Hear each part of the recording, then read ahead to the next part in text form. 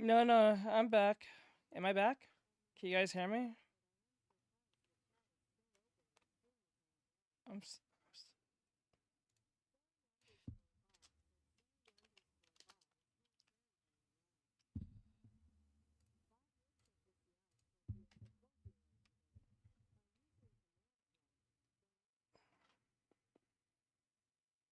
Okay, so stream. Yep.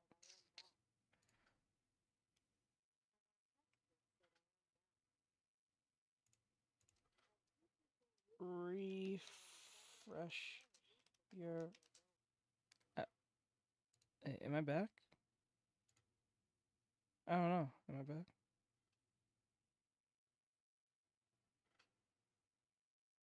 Yeah, I'm back. Okay. All right, I'm back. I'm so. Okay, so Gordon Ramsay took me down. Okay, for those like I don't know you guys in here. I'm gonna wait till you guys come back. Yeah, that got taken down. God, if only I started streaming when reactions was not a problem. Holy shit. Oh man. This would have been a gold mine at one point. Hey, what's up, ET? No, it's not your fault, love. You're good, hun. I kind of saw this coming. That's why I was doing a bunch of pausing and stuff. That's why I was doing more pausing than I was just letting it play. Because I was not sure if it was going to come after me for the video after the stream or when I edit this. If I decide to. But it was literally on stream. So we got, okay, new rule. No videos from TV shows. Sadly, I'm sorry. This is not PT's fault. If anything, this was a good experiment if they was going to come after me. Well, at least we know now. We can't play any show that is like Gordon Ramsay's or like Love Island or all that shit. Can't watch anything. But it has to be like something from like YouTube, like a YouTube channel, like a Asmongold or let me go, like a, I don't know, a Clownfish TV or something, like something that's made by a YouTuber. I can get away with that because it's not a network. You know what I'm saying? So sadly, I'm sorry about that, guys. I wanted to keep talking about it. It was actually getting interesting as time was going.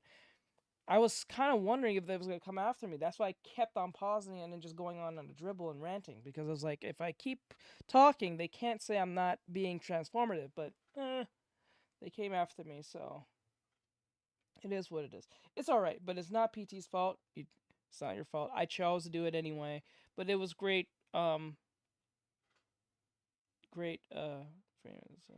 Fierce time destroyed, like it was a good way to see if it was gonna work, but it didn't. But I have something in mind though, so don't feel bad or anything. Um, I thought that when I saw the thing pop up says suspended broken policy, I thought I was not gonna be able to stream for a couple of days. I thought that was gonna be the thing, but no, it was just that particular video. So I was like, okay, that's fine. I have no problem with that. There's no loss in anything. All right, let me see. I do have a video, and I thought it was interesting to bring up. Um, it's a breakneck from what we was talking about, but you know what? You know what? Better yet, before we even jump into that, I got a better idea. Let's jump on some other video about food because the show was about food. So like, even though we can't watch Gordon Ramsay's, we'll go watch something with food, just for the fuck of it. Let me see. Cringe food videos. Something funny. Okay, let me see here. Mukbang crane friendships. The worst cooks on the internet.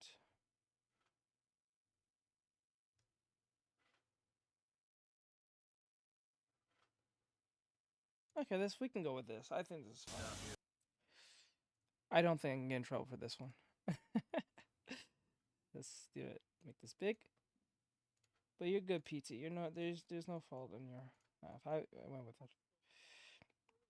Let me see. No, you're good. Uh.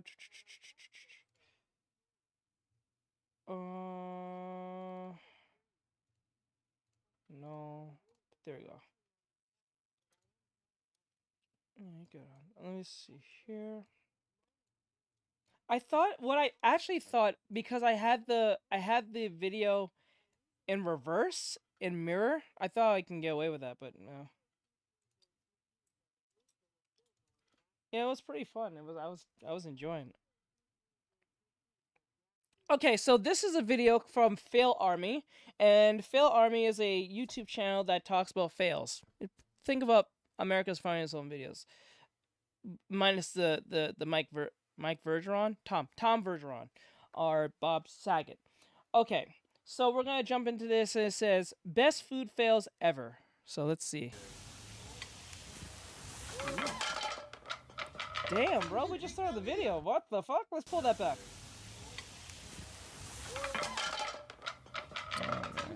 You are not getting a tip. Oh my god! There you go. 1, 2, 3. No! Oh my god. 3, 2, 1.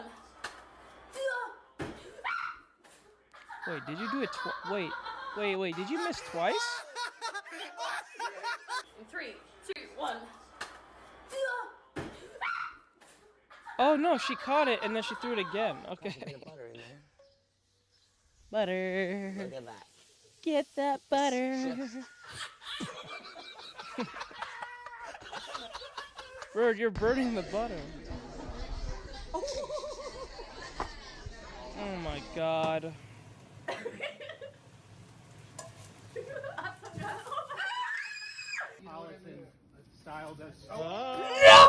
Oh, you guys know how much I love pizza. Oh, of course, this is a waste of good pizza. That pisses me off. Why right over the? Why right over the? Give it to Bill. Give it to Bill. Ooh, you killed it. You killed the pizza. You murdered that bitch. Oh god, it looks. Holy shit. Right? You fucked up big time. Oh. Oh.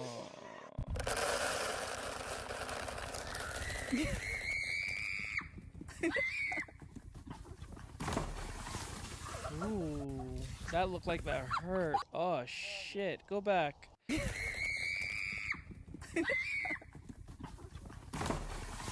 Ooh, that looked like that hurt. Nope, it did not. It did not have a chance. Oh.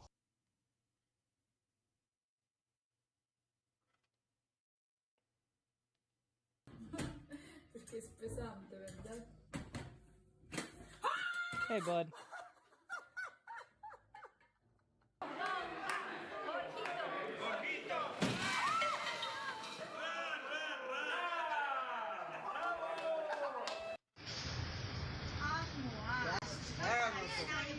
Wait, bro, are you standing on the fish?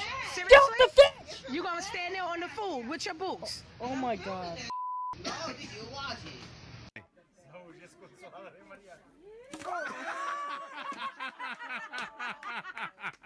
That was a major health hazard.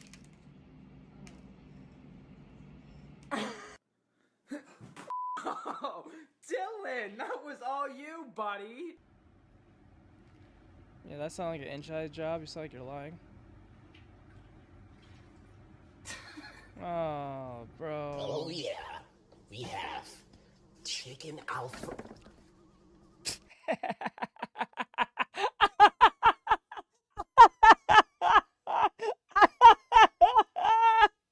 And that looked good too. You ain't gonna lie, that looked good. It looked like it was gonna taste pretty good. It looked like noodles or something. It was shit. Okay, jetzt mach 22. Yeah. Achtung. Oh, I have never experienced this situation. Have any of you experienced this when you go to the vending machine and try to get some candy or food or whatever, and it's just stuck? I have never experienced this. I always see this on like TV. I never see this before. I have never seen this happen to me. It's for the floors now.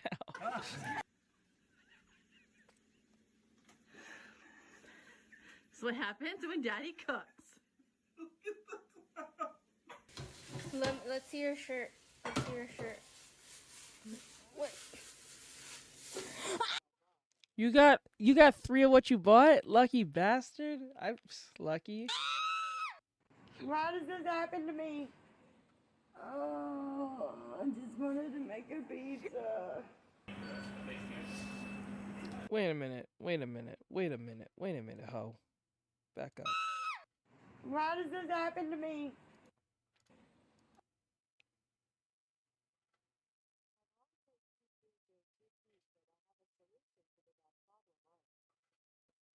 What exactly? What is the okay, I'm pretty sure the yellow stuff is the pizza. I think because she said pizza, but it looks like chicken wings. It's like chicken wings on a I don't know what's going on here. It's very weird. Is that pizza? I don't know. I think it looks like plastic of the thing, like it melted off and but she said I wanted to make it a pizza. So is that the pizza? Huh, that's odd. Oh, I just wanted to make a pizza.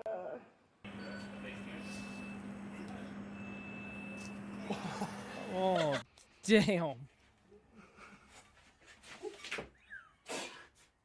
god, bro.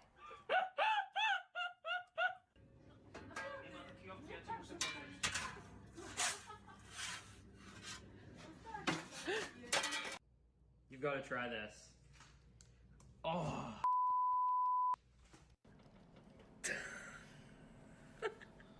Oh my god. Try again. Okay, one more. Last one. Yeah, dud. Hey, at least you said it. I was thinking it, but I didn't think anyone else was gonna say it, so I kept it to myself. I'm glad that you said it. The hottest chili in the world. The Carolina Reaper. I'm going to do a spoonful taste test for you. 1, 2, 3. Oh. I'm not gonna lie, this image right now is a very scary image in the UK. It is becoming scary in the US right now. I know, that's kind of evil of me to say that, but like, we're all kind of thinking it to a degree. Nice little screaming. Crack a new one. We're doing the honey mustard IPA. So here you go. You ready?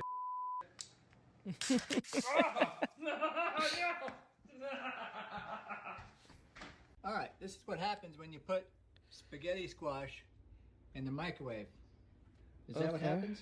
3 minutes to soften it so I could cut it. Yummy. You put Grandma, why do you look? squash You look in like the microwave. squash. Is that what happens? 3. I'm not gonna lie to you. Grandma looks kind of plastic. I don't know why. Like, she still looks old, don't get me wrong. She just looks like plastic. Like melted plastic. Minutes to soften it so I could cut it. Yummy. As a boyfriend, I will do this to you. If I was your boyfriend, I will do this to you. Straight up. Straight up. If I catch you doing this shit, I'm gonna just fuck it up for you. Yeah, keep Grandma out of the kitchen. She might melt. But like, for real, I will do this. I will do this just to fuck with your whole shit. Stop doing weird shit. No, well, it's not weird shit. It's just funny to fuck with you, so it is what it is. Yep.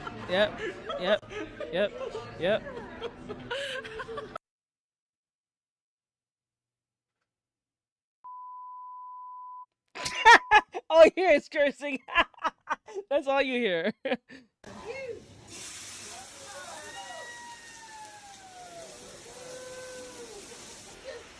my gosh.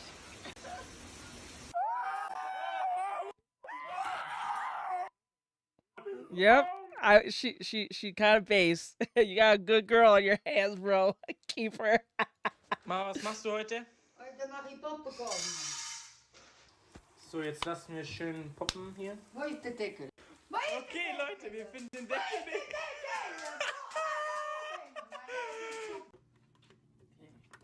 Ready? Ready.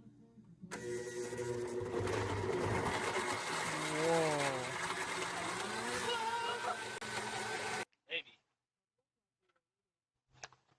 Yeah. God damn. God damn it! Right?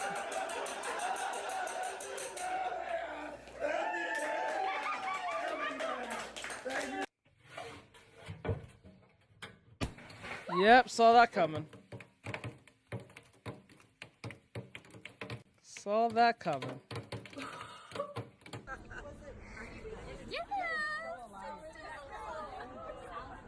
Ah! Ew! Ew! Bro, that's a cockroach! Pause. That's a cock. Pause again. But that's a I think a grasshopper. Ew. Or is it a cockroach? I can't tell. I just now realized what I was staring at. What the hell?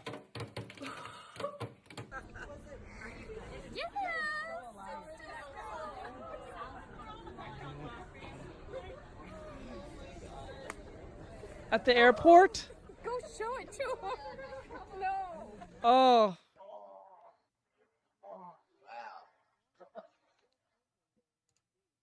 No, you on your own that one, Nate.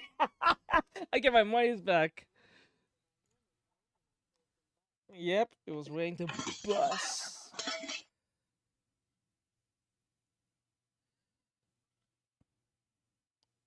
Oh man, Mom. Oh, Delicioso cake is. Oh my god. That laugh. Oh, Why did that laugh look Delicioso sinister? cake. When she laughed. that was a mean laugh. What the hell? Oh my god. Oh my gosh. Okay, so here's how to make spaghetti, and you have to make sure that it's what's going on here? Wait a minute. You have to make sure that there's water in the thing, but why is it on the Bro. bottom? Oh god. What are you making, This is where you gang? don't cook. It's supposed to be a cookie. Well, last I checked, a cookie's not supposed to look like a big square, but No, like pray, but also it'll be good. I was just trying to show off my cute little garlic cute. Yeah, that's where you fucked up. You're not supposed to put the heat so high up on the glass because the glass can't take it and it will break. The glass can't take it and it will break. Please keep that in note, people.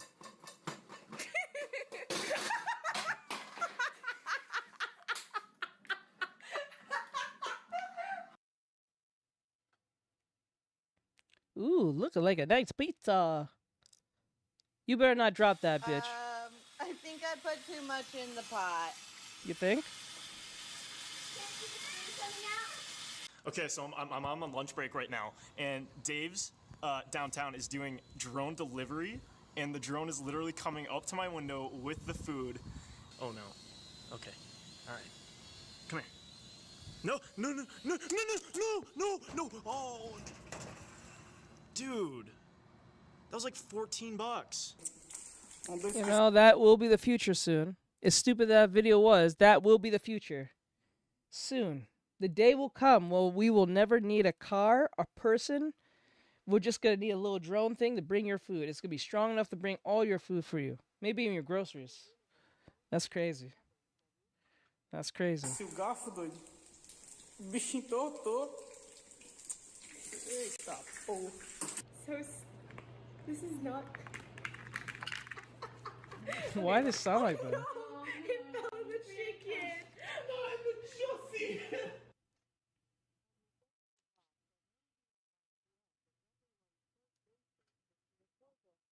The entire. Look at that thing right there. I don't know. I can hold it with a napkin because it's hot, but let me just. That thing's hot. That thing's hot. That thing's hot. Oh. Oh, bruh. I share with Kicha. Выше, выше. Положи и постучи, Дима. A big cucumber. It's cutting. I'm making a fruit salad, so I'm gonna put That's a watermelon? some cucumber there with some lemon. That's a watermelon. That's a Oh, look, watermelon. this cucumber's red. Wait. You can't be serious. You can't be serious. There's no way, gang. There is no way. There is no way. There is no way she's serious on that response. There's no way. I think she's bullshitting. She has to be.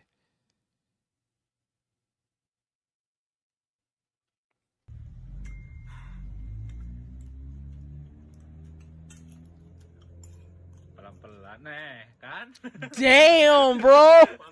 Damn. Damn. What the hell? He's a fire-breathing dragon. What the hell? They really shrunk down.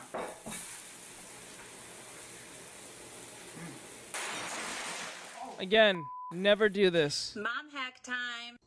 Okay, so take a strawberry, put it in an egg slicer. Killed it.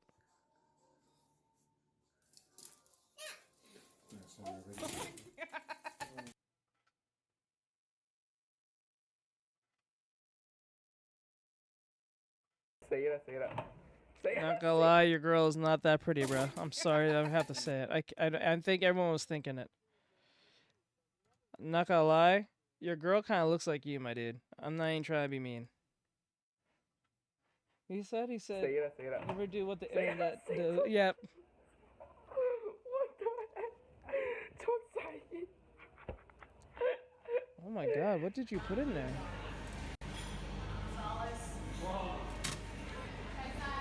You're gonna eat that? You're gonna eat that? You're gonna eat that?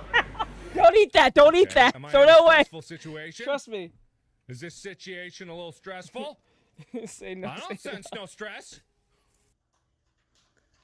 Do I scare him off? Yeah. You gotta go. Is it really on fire? Oh. Oh. Oh. Yeah, that was Markiplier. Well, not Markiplier, it was a sound effect. It was a sound voice thing. Here.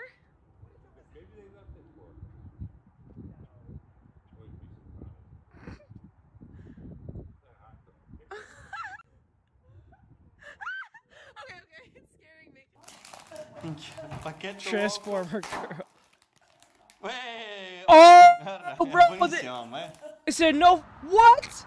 Go back. No, there's nothing in there. There's nothing in there. Unless the food dropped out, but you didn't see anything drop out. It came from the top. Where's the food? Oh my god. Munch, munch, munch. Oh, drop the glizzy. Bir dur ben de yiyeyim de ben dur. They can. Oğlum ben de yiyeyim de dur. I'm sorry. I'm sorry. This is one of those moments where you gotta be very. This might sound weird, but you have to be very. This goes for boys and girls, but I'm gonna say it doesn't really matter with the gender. But like, if you're a girl or a dude, be very mindful of who you kiss because you don't know what they be doing. Because this dude is hanging out with a goat. Goat eats absolutely everything. They eat everything. They eat cans. They eat shit. They eat everything. And I mean everything. Goats can eat anything. Fall advertisement. Bir dur ben de yiyeyim de ben dur. So be very careful who you kiss. Actually, make sure you know them so well to the point that you know what I'm saying? Just don't, it's just, Oğlum Yep. ben de yiyeyim de dur. 9:30, other side. ooh, ooh, ooh. Okay, I'm okay. Ooh, ooh, ooh. Oh my god. I set the hallway alarm on. Okay, hold up. My steak. A guy dated a potential Decepticon, yeah. Yeah, learn from clavicular. Fuck, I don't know what to do, guys. I don't know what to do. Oh my god, woman moment. Woman moment. Take the fire and turn the water on it. Okay, You're hold right up. next to My the steak. sink. You're taking too long.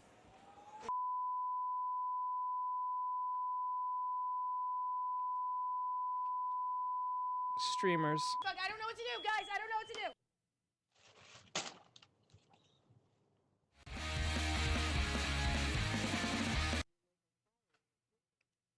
How the fuck did right next to the sink. Right next to the sink. Come on, man. That's crazy. All right, guys. I have a video for you guys that we haven't seen. Well, not that we haven't seen, but we have a video. I have a video that from a good, not I say a good friend, but like a friend from, a friendly face. It's time to bring back the one and only Grief. You guys remember Grief, right? Bring back Grief, bruh. It's been a while since I watched any Grief videos and actually reacted to them.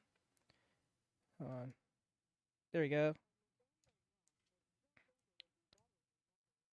Yep. No, hold on. Let's go. We're gonna watch some Grief, bro. I haven't watched bro in such a long time. Almost forgot he existed. He brought such great joy to our videos. Not the reactions when I was on the phone, but like, he was fun to watch. So we're back, and we're gonna watch some Grief. Right there. Here we go. Let's see what he got today. So in this video from Grief, it says, a disturbing Scottish folklore horror story. The Double Walker explained. The Double Walker. Huh. Hello friends, this is Grief speaking. Today we're looking at Double Walker by Michael Conrad with art by Noah Bailey. I stumbled upon this comic months ago and it really stuck with me. If you watch this channel for a while, you know I love folk horror and this is one of the best I've read in a long time. A married couple go on vacation in Scotland where they are entrenched in folk legends of the Fae. After they suffer a terrible tragedy in the Scottish Highlands, everything begins to unravel. Hey, bodies bro. are being What's up, found bud? ripped to pieces, and let's just say Scotland's fairies are scary as hell. You came at the right time, I will bud. warn you, this comic is pretty dark in every regard, and you might shy away if you're squeamish. But otherwise, let's get into it. This is Double Walker Explained. The comic begins with a man standing under dark skies on the side of a hill. He's staring down at what looks like a puddle when two men approach in the distance and call out to him from the dense fog. The older of the two insists that the man step away from the pool, but he looks deeper into the water and says, "She's in there." This is intentionally confusing, but trust me, it will all make sense soon enough. Next, we're told a story about a massive old man the size of St. Mary's, a naked giant lumbering through the Scottish Highlands until finally he collapses. He's dying, and this is his final resting place. Over time, his body formed into a mountain and became the Old Man of Storr, a very real structure in the Isle of Skye, Scotland, that does seem to resemble the bones of giants. The storyteller says that Fae folk feast on the old man's corpse, and they say its meat is running out, so they might grab up a couple of Americans for a cheeky nibble. She continues saying there are all kinds of beasts out there in Storr. They even have the devil himself turned into a dire horse by a pope or necromancer, and fairy pools that lead to their world. Finally, we get eyes on the storyteller, an older woman named Miss Deidre. She runs a bed and breakfast and is actually telling all of this to a young American couple that's staying with her, Coley and Gemma. Coley says it sounds bloody brilliant and he can't wait to check out Storr for himself. His wife Gemma makes fun of him for saying bloody brilliant after only visiting London for a day and a half, and they all laugh. It seems like the trip is off to a great start. The next day, they get a... I tell you something, so far I haven't said anything. I'm sorry, I was answering to a text. The art style is not my cup of tea, but it does bring atmosphere. I kind of like it. I'm not pretty sure. a picture in front of Loch Ness and explore the rest of the area a bit. This is where we learn that Gemma is pregnant, and this trip to the UK is a sort of baby moon. Later, they check out a local pub and have some friendly conversation with the locals, though Coley gets roasted once again for calling everyone mate. He might as well wear a neon sign on his chest that says tourist. Either way, they're having a good time, and they ask about the old man of the store. One of the local guys says it's a bit windy, but shouldn't be any trouble for them. Coley orders himself a scotch and gives cheers to Scotland and the old man, excited to make the hike the next day. It cuts once again to Coley standing over the strange pool of water, and then a dramatic title reveal, Double Walker. The next day, Coley and Gemma are dropped off at the foot of the hill. It's sprinkling out, and the driver warns them I don't know what it is, but I think his beady eyes throws me off. I don't know what it is. The main character, like they have such beady eyes. They're just so small. It's like they put eyes from Jake and just put on a realistic looking person. It'll likely start raining harder Finn and soon, Jake. so they better hurry if they want to make it all the way up. Gemma says they should have gotten here earlier. The sun's going down soon. But Coley insists it was worth it to stop and see all the castles on the way. Well, they chug along, but of course the hill is quite steep in some areas, and now it's muddy as well. Finally, Gemma tells Coley she thinks she's done. She's not feeling well and isn't sure she can make it. He tries encouraging her to go a little further. This will likely be the only chance they'll ever have to climb it. Gemma tells him to just go on ahead and she'll wait here. He pushes back one more time, but finally... I'm not gonna leave my pregnant girlfriend down here. How about this? How about this? We won't go up the thing now. Once the babies arrives, we can all go together. I'm not gonna leave her down here just to go up a fucking hill. Are you stupid? I'm gonna leave her down here? The fuck, she's pregnant. Climbs up the hill alone, leaving Gemma to try and find a place to pee in the grass. Coley fights the rain and wind until he finally makes it to the... I will not leave my pregnant girlfriend by herself. Or I think his wife, but like, I will not leave her by herself. What the fuck? Top of the store. It's a magnificent view as lightning cracks in the distance behind the old rocks. After taking a couple of disappointing selfies, Coley hastily makes his way down the hill until he spots Gemma collapsed in the grass with wide eyes. You might notice at the edge of the panels here that she was laying by a circular pool of water, but Coley thinks nothing of it as he's in a full panic. He picks up his wife and somehow manages to get back to the car as night falls and the storm rages on. The next page is a startling contrast as Coley sits in a brightly lit waiting room at the hospital. He's wrapped in a blanket and has huge bags under his eyes. Finally, the doctor comes out to speak with him, telling him that his wife is fine, but unfortunately, they lost the baby. Coley drives Gemma home through the rain and tells her he loves her, but she's stone silent and staring blankly out the window. Back at the bed and breakfast, Coley manages to get some sleep, but is cursed. Right? Right? That'll piss me off. I'm not leaving her by herself. Exactly. I put that in the work. Yeah, I put that in the work to get her pregnant, and now I leave her alone. Nah. With a terrible nightmare. He chases a silhouetted man through the hills, and when he catches him, he finds it only to be himself, muttering in a strange language. He wakes up to find Gemma standing in the bathroom staring into the mirror. Coley walks over to her and tells her yesterday was hard, but they can get through this together. Gemma barely responds and continues staring at the mirror, so Coley figures she might just need some space. In the morning, he brings Gemma some breakfast in bed, cooked up by Miss Deidre, and she devours it in a matter of seconds, immediately asking for more. So Coley runs out to grab some groceries, and on his way back has a chat with Deidre before heading inside. He tells her they had a rough night and didn't get much to eat, and she says she warned them the Fae don't always like Americans poking around in the Highlands. They mostly do mischief, but every once in a while they secret away a human child and replace it with one of their own. Oh shit. That's extremely ominous to know. Deidre is just being playful, but obviously it's the worst thing she could have said right now. Coley tells her what happened and she feels terrible. He starts to head inside, but Deidre tells him that Gemma actually left while he was gone. He figures she just needs a walk after what happened and waits up for her. Well, she doesn't come back until that night, and Coley was left worried sick about her, especially since she ignored his calls. She says she lost her phone and hugs him, but we get some quick flashes of what really happened. As she stares off with those wide eyes once again, we see a man's body torn to pieces. His entrails hanging out of his body and his head missing. On the floor, covered in guts, is Gemma's phone. What the hell? I'm so confused. Why? Later, two detectives named Mitchell and Patterson, who you may recognize from the opening, arrive at a crime scene. They're handed a cell phone in an evidence bag, and finally take a look inside of a taped-off gas station bathroom where they're bewildered at the gruesome sight inside. In the morning, Coley and Gemma go for a walk, and he says that it's probably best if they head back to the States and chill at home for the next couple of days. Gemma adamantly disagrees and kind of freaks on him, reminding him that her child was just taken from her, and she feels— Oh, she can talk. Okay, she's not possessed. Okay. Feels like she lost part of herself. She ends by saying that she wants a goddamn drink. So they head back to the pub called the Mangled Stag, and Coley asks the bartender about the fairies. They're obviously— You know what's the weirdest thing when this happens, when two couples lose a baby, and it's not like on purpose, it's just like medical reasons or whatever the case may be. For some weird reason, the woman will be very, like, I understand she's going through something, but like, she'll be extremely rude, mean, evil, and just like very pulled away from her husband. and then eventually gets a divorce from him if they're married. I don't understand that logic. Because men do, like, imagine you marry your wife, you get her pregnant, the baby doesn't make it, and then you divorce her. There are too many stories of men and women divorcing their husbands after a miscarriage. I'm like, that's just weird. That is the weirdest fucking thing I've ever, like, we lost a child together, not just you. Yeah, it was inside you. I'm pretty sure that really sucks. That sucks, but like, and I mean it sucks, but like, yeah, that's a real thing. It's a thing. I think, hold on, let me see.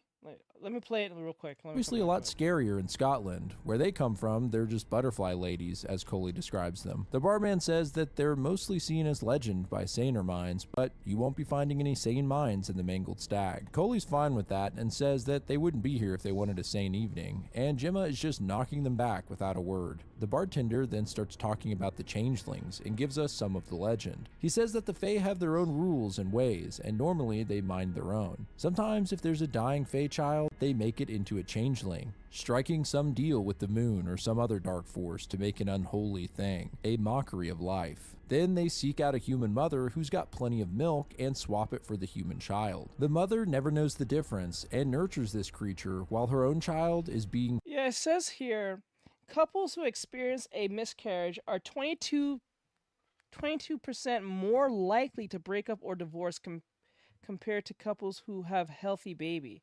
The risk is highest in the first 3 years following the loss. How does that make any sense? Like, I don't understand that. Okay, we lost a kid.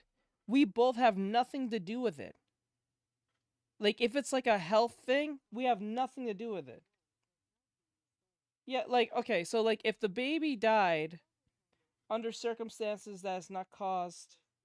Yeah, like, that's caused by like health situations or complications that's not like external from, say, the mom's doing like drugs or drinking or the dad's being abusive or anything.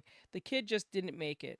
And remember, the parents was doing everything to keep this kid to come into fruition, but this kid just didn't make it. Why would you break up? If anything, this experience should keep you together, showing that you really want this. I think this is just coming from the idea of a man. Maybe women's a lot different. Maybe you can tell me. I'm not saying those who had a baby, but like can tell me how that makes sense. Hey Toby, what's going on, bud? That shit's crazy to me. Feasted upon by the beasts of the moor. However, someone always notices the change eventually, and that's when it gets ugly. We see a woman's husband rip the child from his wife's arms and throw it into a fire, and the bartender says that there aren't happy endings to the fairy tales here in Scotland. Coley sort of uncomfortably laughs the story off, calling the fairies evil, but the bartender says he doesn't think the Fae are concerned with things like good and evil. They're just trying to live. He then tells Coley he might want to keep an eye on his lady, and when Coley gets up to look for her, he finds her talking to a guy in the back, and it looks like she's getting pretty comfortable with him. Coley freaks and cusses the guy out before grabbing Gemma. The guy she was with is clearly confused and just heads off into the men's room. Gemma doesn't really say much, only that she was trying to get to the bathroom, but the whole thing is really weird. Coley tells her to hurry up and go, and then they're leaving, but when he turns around, we can see Gemma slip out of the women's and head into the men's room behind the guy she was with. He assumes she's coming to get some of that exotic Scottish wiener, but he's dead wrong. Gemma starts walking toward him, and as she does, her face seems to change into a nightmare creature. Another patron walks in and sees Gemma standing over the guy's body. He's alive, but he looks terrified. The other man says they need to call the police and shouts for help, but Gemma just eerily stares at him. She meets Coley outside, who tells her she was really out of line in there, and they start back to the B&B.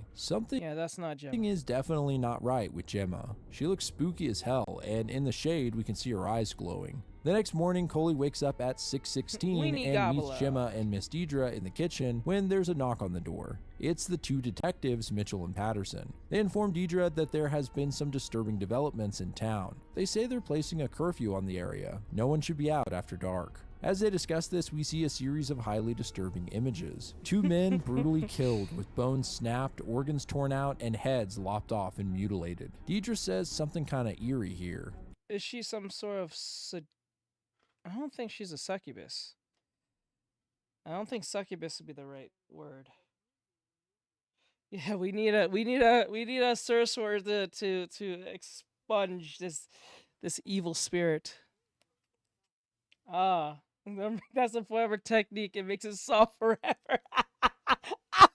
It's happening again, isn't it? Mitchell tells her to hush that kind of talk and asks for her cooperation in the case, as well as a list of recent lodgers. As the detectives head back to their car, Patterson says he's sure that it's the couple staying here. It's always Americans. Mitchell asks why. Damn! Damn! Bro said it. We're always causing some trouble. The Scottish detective said it's always some fucking American. They aren't taking them into the station then. You know and what? Patterson You know what? We're not gonna call it Wiener Bandit. We're gonna call it the feminist. It stares into your soul, and it's usually quick to argue and fight with you. It makes your wiener go slow and goes soft. It's the feminist. That's what it is. Kissing his cross says that's not Oh, how let's be real specific. Radical feminist. Let's put it that way. it works, but he wishes it was. Okay, well, that was kind of spooky. Clearly, Detective Patterson knows something about what's going on here, and so does Miss Deidre. That evening, Gemma insists they go back to the Stag, and she seems pretty out of it. The bartender takes the opportunity to tell another story about the Fae. This time, it's about the boobry, a strange shape-shifting bird thing that feeds on livestock. But every now and then, it's... Okay, so PT says, I make it like a Gladys thing. Said it's mostly an Irish rake. Irish rake, huh? Is there? Rake. Monster. The rake is a famous internet urban legend and creepypasta created on 4chan in 2005. It's described as a pale, hairless, and grunt humanoid that typically stalks its victims at night, often slightly crouching at the foot of the bed. The stories claim it induces extreme psychological trauma and sometimes violent assaults. Huh.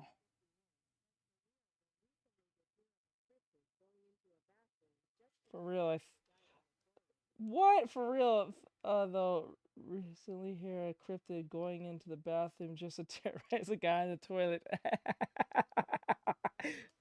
That actually sounds more funny than terrifying. Is there a video on this? I will definitely do a reaction on it. Let me see. It says originally developed through collaborative storytelling and internet famous. The rake was designed to resemble ancient folklore portrayed in fictionalized journal entries and let's go and recovered letters dating far back in the 1600s claim that the creature is an ancient immortal and stalks humans for reasons unknown. Its hunger grows greater and it moves on to more satisfying meals. As the bartender tells the story, it says it has high. It says the rake is the entity possesses several terrifying attributes, including high level intelligence and stealth, long sharp claws and jagged teeth, the ability to induce sleep paralysis, hallucinations, and recurring nightmares. Holy shit. The tendency is to lurk on all fours. Holy shit. See beautiful illustrations of the creature as it stalks a little girl, followed by a group of boobries chasing after a woman. He says shape-changing beasts have a way of getting greedy, and it's best to just let them have their fill and clear out. But of course, everyone tries to fight them. This is a losing game pushing back against such beasts. So, you're faced with the choice. Die a foolish hero, or realize that the Fae always have their definitely way. don't want As to the see it in the bartender alley. finishes the story, another patron walks up and grabs a drink, talking about how crazy the lady at the back of the bar is. This is the guy who found Gemma in the bathroom the night before. He says she's a nutter and complains how she left him with a blubbering epileptic in the bathroom. She's a nutter? What does that mean? What does a nutter mean in Scottish? Oh, like in Scottish slang. A British Scottish slang, a nutter, is a why does the bird have nipples? It says a nutter is a Electric, reckless, and crazy person. The term can range from lighthearted banter, but sometimes someone doing something wild, to a harsher description of a unpredictable and irrational individual. Oh, so you just call him crazy. Okay. Nutter. Nut. The last word. Nutter. Nut. Nut on her.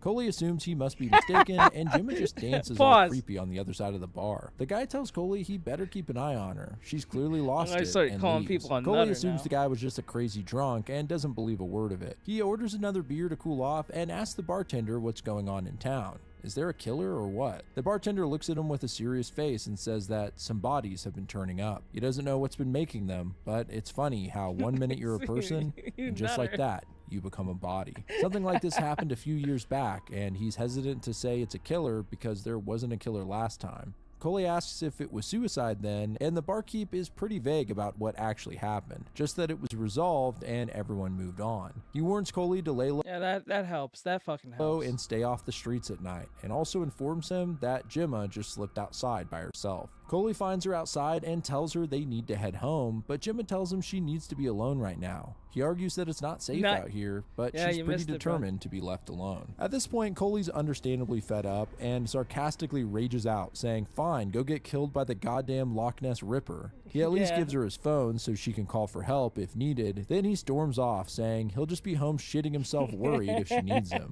Nearby, the detectives watch all of this from their car. Mitchell suggests that they grab Coley now and plant something on him if needed, but Patterson says he's not so sure it's Coley that's behind all of this. You was once a person, now you are a nutter. You want to be part of the outfit. There's always room for nutters here. Remember, the phone they found belonged to his wife. Maybe she's the one. The segment ends on a horrifying page. More bodies, this time hanging off of a large old tree, and as usual, they're torn to pieces and cut open. The next morning, Coley wakes up at 6:16 again. It's worth noting that there is some relevance to this number. While the number of the beast in Revelation is often translated to 666, there are some translations and early manuscripts that suggest that the number is actually 616. I don't know much about which is more accurate or if this is actually just a coincidence, but it seems strange that Coley continues to wake up at that time, which is closely associated with the devil. Anyway, lying next to him, wide awake, Gemma suddenly sticks her tongue out, which is abnormally long and goes all the way up past her forehead before slithering back into her mouth. Coley doesn't notice this and puts his head in his hands, relieved that Gemma is okay, but frustrated that she never called. He decides to go out and see if he can find some good coffee somewhere and kisses Gemma before leaving. As he steps out, he's confronted by the detectives who ask him if he knows where his wife's been, and he lies, saying she was with him all night. Later, when Coley comes, I notice when people don't notice the demon, when he's very oblivious. I kind of notice when people are not really noticing of the demon that's in the house. The demon doesn't really fuck them up, if ever. They don't ever fuck them up till they actually notice. Once they notice, that's when they fuck you up. But when they didn't really pay attention that you are like possessed or some shit, or just kind of like walk it off, they kind of just say fuck it. They don't really fuck with you till you say, "Oh wait, you're acting weird." Comes back with the coffee. He tells Gemma about the interaction and then asks her, "Where were you?" She says all she did was go for a walk and calls the cops fools, saying she didn't hurt anyone, even though Coley never suggested that. Elsewhere, at the edge of some woods, the detectives come upon the grisly scene of corpses. Mitchell asks if this is like it was last time. Is it worse? Patterson says it's pretty bad, but they've seen it like this back in the 90s. It's nothing that won't run its course. That evening, Gemma once again drags Coley to the mangled stag. Coley gets drunk and starts venting about everything, especially how weird Jim is acting and the thing with the police. She says that he's just using the situation to control her and that he must feel guilty about leaving her alone to lose their baby. He doesn't want to face the fact that he abandoned her to climb the hill. It's pretty harsh, and she basically tries to spin the whole thing as him being a narcissist that won't let her process the situation in her own way. Before he can really respond to her, she walks off to use the bathroom. Coley asks for another drink despite the bartender's warning about it getting dark out. After knocking back a few more, the bartender says he's seen this before. In some situations, time is the only answer. He says one of them has something in them that needs to work its way out. Coley just breaks down crying and feels like his marriage is falling apart. At the same time, we see images of a black creature with long fingers ripping the intestines out of a man. Coley feels embarrassed for crying, but the bartender says he's seen harder men cry over less. Plus, he admits it's good for the wallet. Coley then asks if he really believes in the stories. Does he think the Fae are real? The bartender says, in Coley and Gemma's case, he thinks they are. Part of the problem with fairies is people don't believe enough, or sometimes too much. He then tells the story of Michael Clary and his wife. I think that what gives these type of entities life. I'm not talking about aliens. I'm talking about supernatural beings. And I don't think the Japanese isn't too far off with that.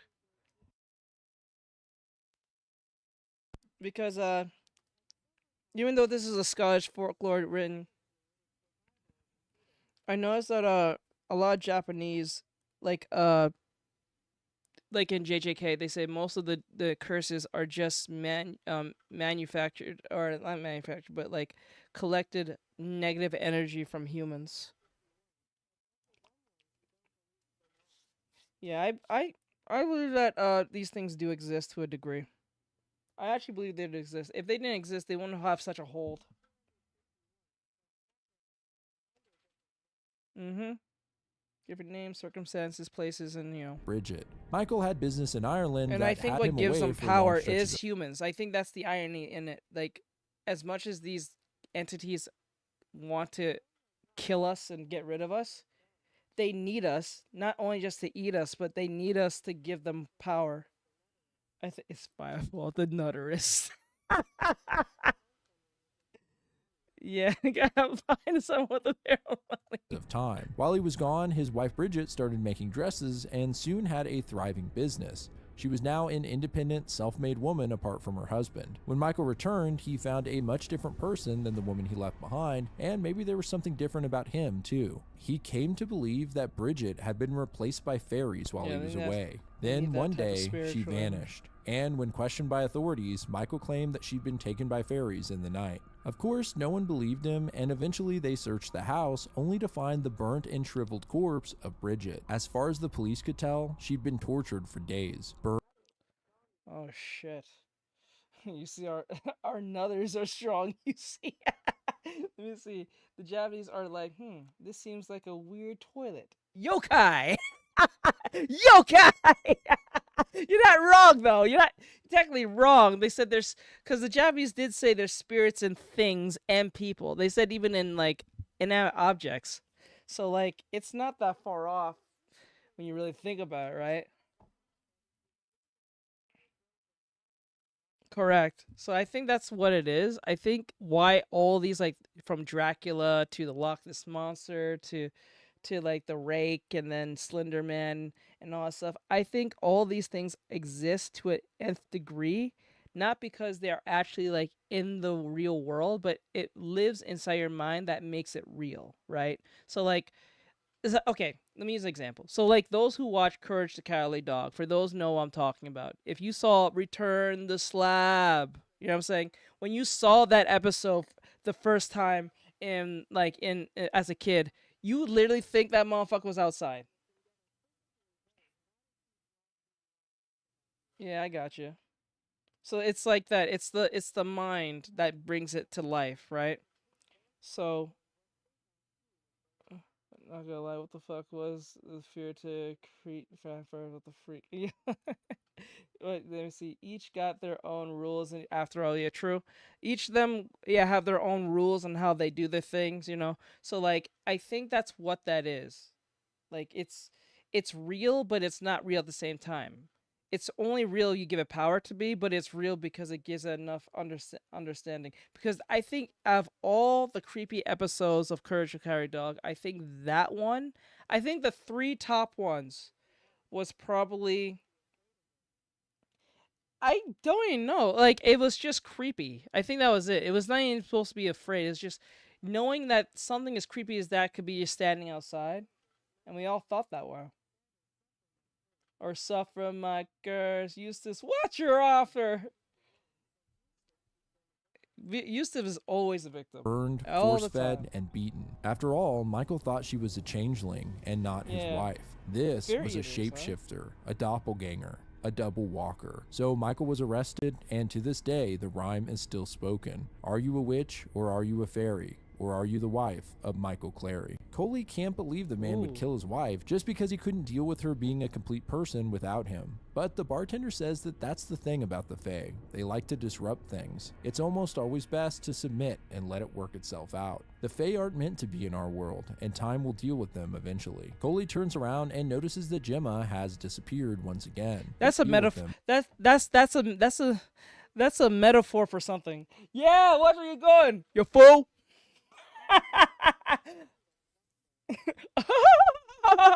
Every time. I hated his laugh. He pissed me off.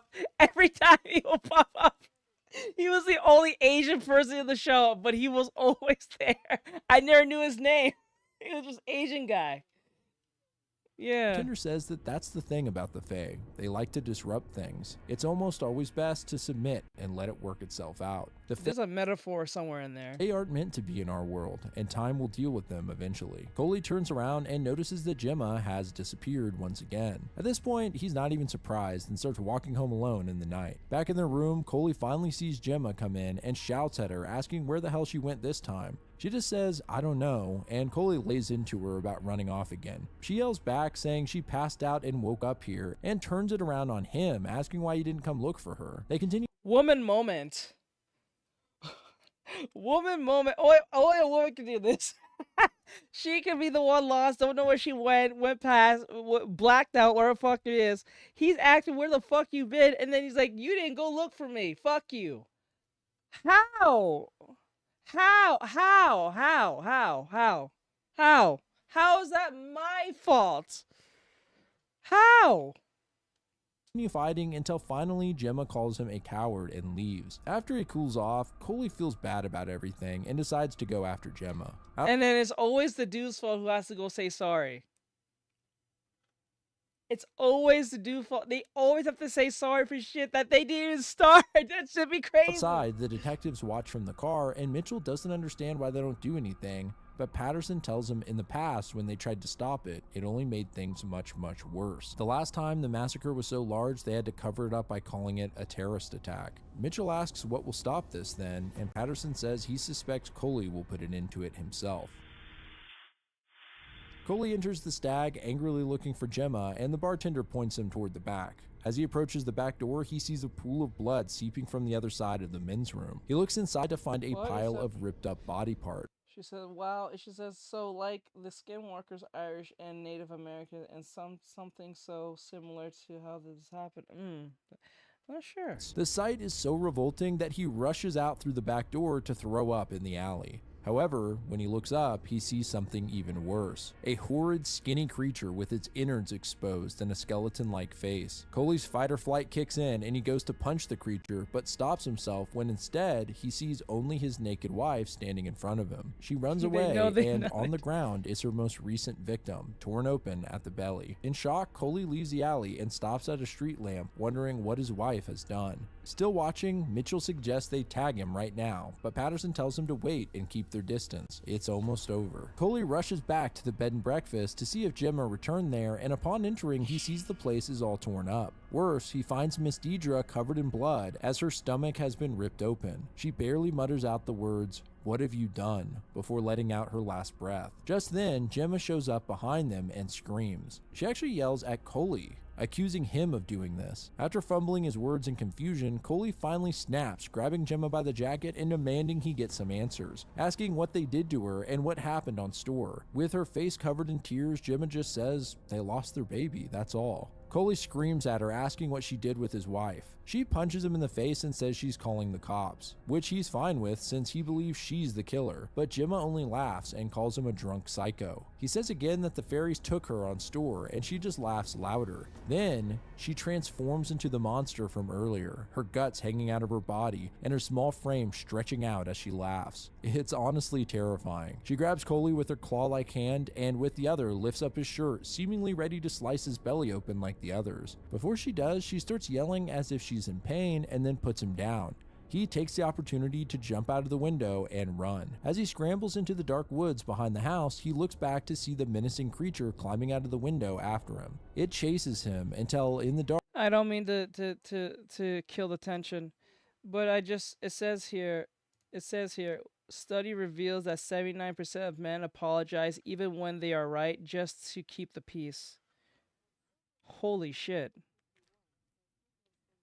79% of men apologize even when they are right just to keep peace. That's crazy. Dark, he runs straight into a tree, breaking his nose and leaving him unconscious in the grass. Crazy. We then see the sharp fingers reach toward him. In his unconscious state, Coley has a bizarre dream. It's partially a memory of he and Gemma talking about her pregnancy and how scary it'll be to become parents. Suddenly, Coley remembers everything that's happened and tells Gemma that she had a miscarriage on store. She says he's wrong. She's still pregnant. He's not the father anymore, but that's only a technicality. She says that they took that mess out of her and replaced it with something better. The thing she Holy shit, they said they took that mess.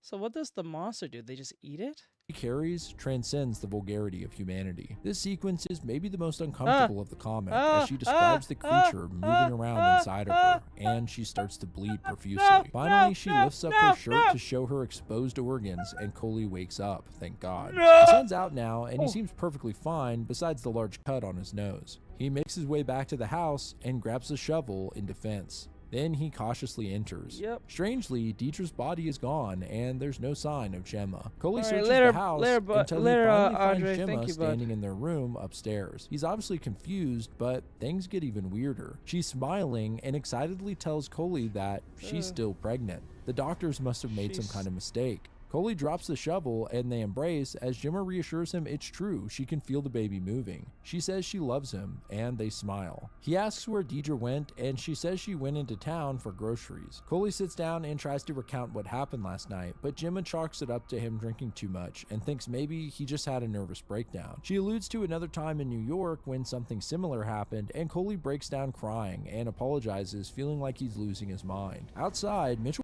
Yeah, I think this is this feels like a metaphor for something. I know it's supposed to be a horror, but I feel like this is low-key a message of something. Maybe like, I don't think it's domestic violence. I don't think so, per se. I think it's just like lover's quarrel type shit, but using it as a form of horror. Because that's what the dude said. He said that's what the Fae does. They disrupt relationships. So I think it's remember the first when the dude mentioned the wife and the husband tortured and got rid of the wife because she wanted to be her own person. And now this one is like they had a baby miscarriage and now they're saying that the baby's alive and blah blah blah this and a third. So I'm thinking this is a metaphor for something. Yeah. Mitchell wonders if Coley is dead yet, and Patterson says that all depends on whether he killed her first. Coley takes a shower to wash off the blood from the night before, and afterwards can't stop looking at his reflection in the mirror, almost like trying to make sure that it's still him. Then he notices something sticking out from under the bed. He peeks under to see what it is, and finds the dark figure of a body underneath, sat on a pool of blood. Alcoholism. They did get a few drinks, so that might be it. That's where the disruption comes in. He pulls off the mattress to reveal Deidre's mangled body underneath. Just when we thought this was all some kind of delusion, the truth was right there under the bed. Coley grabs the shovel and finds Gemma downstairs. He says nothing and slowly walks toward her. She cries for him to stop, but he raises the shovel and swings down hard, sinking it into his wife's head and splitting it in half. He continues chopping at her until her head is completely disfigured. It might be the most graphic image in this comic. It looks like Coley has finally done it and killed Gemma. Her body goes completely still on the floor until something starts moving under her dress, and long black fingers reach out. A smaller version of the skeletal creature starts to crawl from her womb, and Coley starts smashing it with the shovel until it too is destroyed. He then stumbles outside where the detectives watch from their car. They realize he must have killed her, and Patterson seems alarmed. Mitchell asks if this was part of the plan, but Patterson makes it clear there is no plan. It's just always worse when they try to fight it. Oh shit. Coley gets in a car and screams out in pain about what he just did. Suddenly, he hears a voice and looks over to see himself sitting in the passenger seat. His doppelganger tells him that he should go to store and find the answers. So he starts to drive there, and the detectives follow behind him. As they drive through the hills, we see images of the giant old man. It could be the fear of pregnancy, or being a parent, or being a father, or he did do some cigarettes, so it could be like, you know, it could be that. Door, again laying down, and many little fairy creatures feasting on his flesh. It's dark now, and little eyes can be seen in the grass on the hill, as well as a large pool of water. Coley fights the wind and rain. Or yeah, avoiding a responsibility. That could be one of it. Do the yeah, burn that bitch.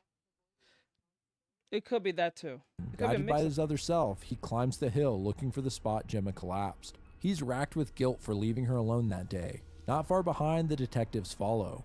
Mitchell asks if it'll all be over when Coley's dead, and how are they going to explain all of this? Patterson admits this was a bad one, much worse than the last time. It seems the Fae are hungrier these days. Mitchell suggests they find some way to feed them, and Patterson says that long ago, that's exactly what they did. There were lotteries, offerings, sacrifices, and now they just consider it a force of nature. Up ahead on the hill, Coley spots Gemma standing naked in the grass. He chases after her, though the detectives don't see anything. This leads Coley to the pool. He reaches for Gemma, but she dives into the water. The detectives come up behind him and tell him to back away. You may realize we're now back to the first page of the comic. Patterson tries to tell Coley that she's gone, but Coley insists he saw her and that he must save her. He kneels down and believes that he sees Gemma swimming back up to him. He reaches his hand into the pool, and soon a face emerges, but it's not Gemma's, but Coley's. Patterson seems alarmed and says he was wrong, and then a giant claw reaches out from the pool surrounding Coley, and that's how Double Walker ends. This ending is obviously a little confusing, and I think that's intentional so that you can it's supposed to give you your own interpretation of what's happening. Interpret it how you like, but I sometimes hate this because I said this about the PewDiePie video. I sometimes hate this. Yeah, I sometimes hate this because, like, it causes too many debates and people in their own headcanon and what's what and what's the, like, how we're trying to make out, like, is this a metaphor for something? Because usually most stories are metaphors for most things shrouded in whatever surface level thing it is. But, like, I hate when they leave it to interpretation. Now everyone's gonna be right and wrong at the same time. It's just fucking. But I'll kind of go over some. It's kind of like the new way of saying it was all a dream type shit. It's like it's the new way of saying it's all a dream. It avoids the idea of being decisive of what you're trying to say to the audience. Then instead of you giving a direct message of what you're trying to say, it's a you fucking hate horror. It's like it's not like. It's like saying you can't be decisive of what you're trying to say. It's everyone's interpretation, so it removes the responsibility of what you're trying to say in general. So if it's taken wrong, oh, that's just your interpretation. If it's taken right, oh, that's just your interpretation. It's never a right answer or a wrong answer. It's this weird gray area of, like, you're neither right nor wrong. It's what you feel type shit. And like, oh, fuck you. Details that can explain the ending in two ways. First of all, there's the question of whether the Fae are actually real. The bartender introduced the story of Michael Clary, where a man kills his wife thinking she'd been replaced by the Fae. This is a hint that the same thing could be happening with Coley and Gemma. Maybe Coley can't accept what happened that day on store and has convinced himself that his wife and child have been replaced. I would say it's possible that the Fae aren't real in this story, especially since Coley is the only one to actually witness the monster, except for the fact that the detectives imply this has happened many times before, and Patterson is certain that it's the Fae. Now, you could say that maybe these people are still really superstitious and blame the Fae for the weird events that happen every few years, but ultimately the last page of the comic makes it pretty clear that they can see what's happening in the pool. The other big question, which is more ambiguous, is who is the one that's replaced here? On a first read, it seems obvious that it's Gemma who's been turned into a monster, but after reading it again, I'm not so sure. It makes you think it's him who was in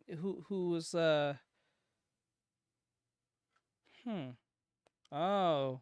Are we the bad guy the entire time? Maybe Gemma really shit? was just dealing with the shock of child loss in some strange ways, and Coley was the one killing people. Every event involving Gemma and the Faye baby, as well as the murders, were only seen by Coley. Gemma implies he's had some other episode at one point, and I may be reading too deep into it, but when Deidre is dying, she says, "What have you done?" to Coley, when Gemma isn't even around. It just seems odd that she's blaming him. There's also the fact that Patterson says he was wrong at the very end as the giant monster hand comes out of the pool. And let's not forget that the figure that came out at first was Coley. So what was Patterson wrong about? Who the monster really was, or the insistence that everything would blow over if they just waited? Maybe this is only the start of the killings. Anyway, this is all speculation. There's a lot to digest here, but I would love to hear your theories in the comment section. Shout out to Kill Me Katie, as always, for the intro and outro music, which is likely playing right now. And if you want to see your art at the end of my videos, email me a submission to the address below with... Okay, alright. So that was Grief with the whole double walker. I don't know. I would do another video, but I don't know if you guys are up for it. Are you guys up for one more video, or you want to just call it a night? It's up to y'all.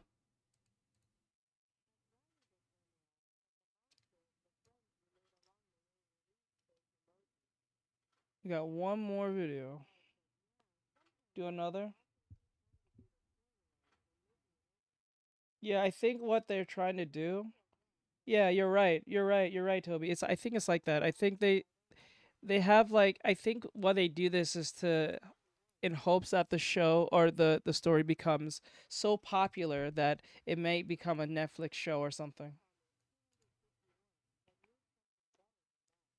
Yeah.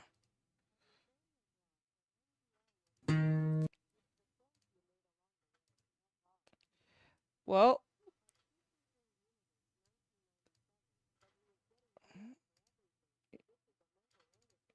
maybe, most likely.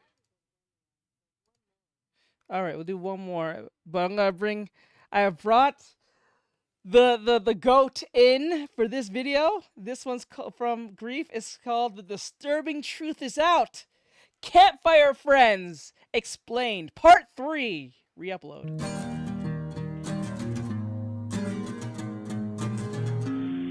All right, bud. Hello, friends. This is Grief speaking, and it's been a while since I've checked in on one of my favorite webcomics, Campfire Friends. It's an unassuming story about the dangers of nostalgia as a man is brought into the world of his favorite childhood cartoon, only to find that there's something sinister going on behind the scenes. If you're a fan of slow burn thrillers like Everything Is Fine, then you'll definitely love Campfire Friends. You can watch my first couple of videos on this series if you need to catch up, but don't worry, I'll also do a short recap to get you up to speed if you missed them. Anyway, we have a lot to cover, so let's get into Campfire Friends Explained Part 3. Yeah, later, Toby.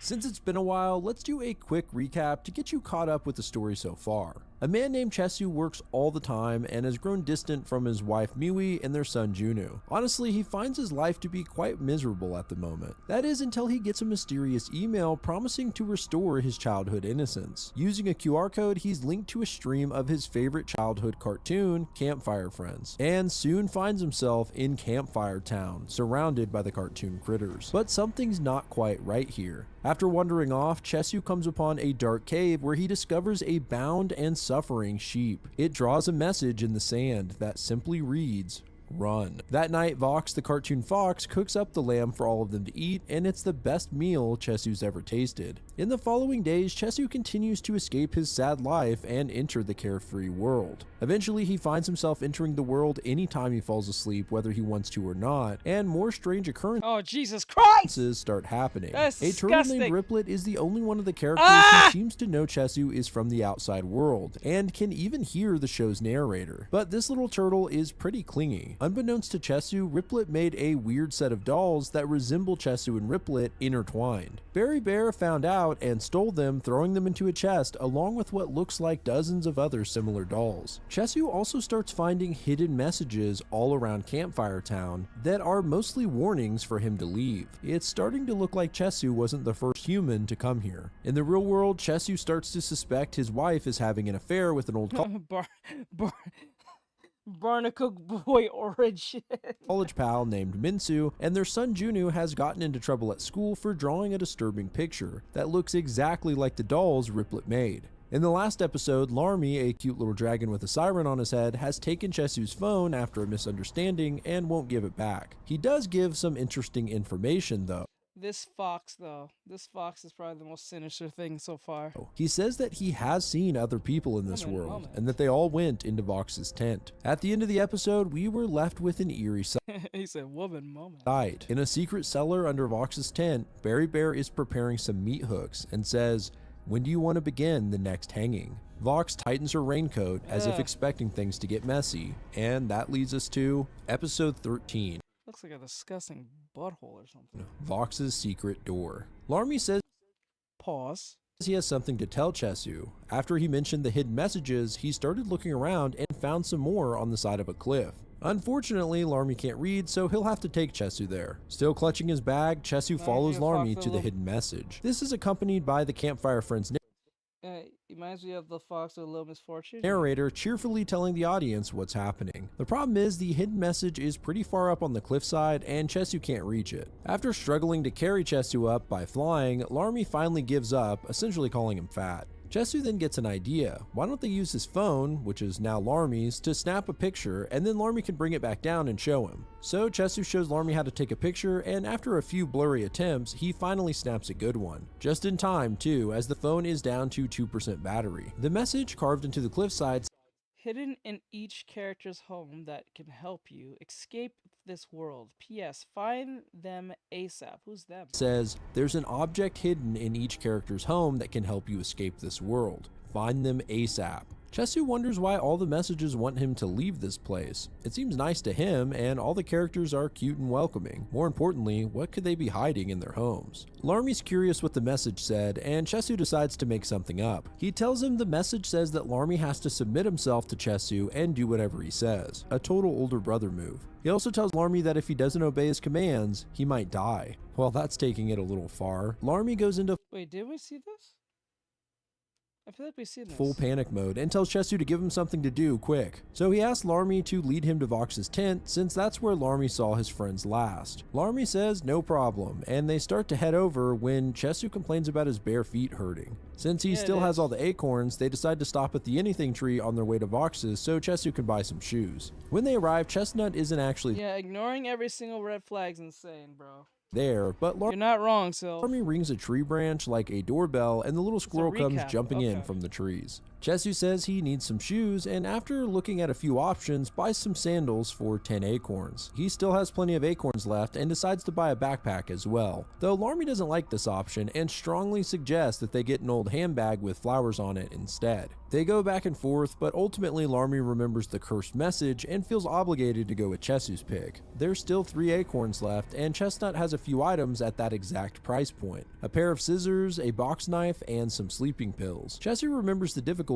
he had falling asleep before and buys the sleeping pills just in case he needs to leave in a hurry. With his new gear, Chesu heads to Vox's tent led by Larmy. Inside, there's nothing but mushrooms laying around and a trap door, the same one we saw in the last chapter. However, it's locked up tight. Larmy says it's always locked and that sometimes he hears the sound of water down there. Finally, Chesu crawls out of the tent, realizing he's not getting anywhere, and upon his exit, he sees the mysterious clothesline on top of the rocks ahead. That means they must be near the cave. He heads inside and sees the post that the struggling lamb was tied to in chapter 1. Larmy seems weary and asks what they're doing in here. Chesu says that he thinks the running water Larmy heard might have been coming from the cave, which means that Vox's tent is connected somehow. He asks Larmy if he's ever gone deeper into this cave, and Larmy says of course he loves adventures. But as they venture further, they see a sign that straight up says, "Larmy, if you enter, you die," and a drawing of Larmy as a skull. Chesu recognizes the handwriting as Vox's. He tells Larmy not to worry. He told Vox to make an exception for him this one time.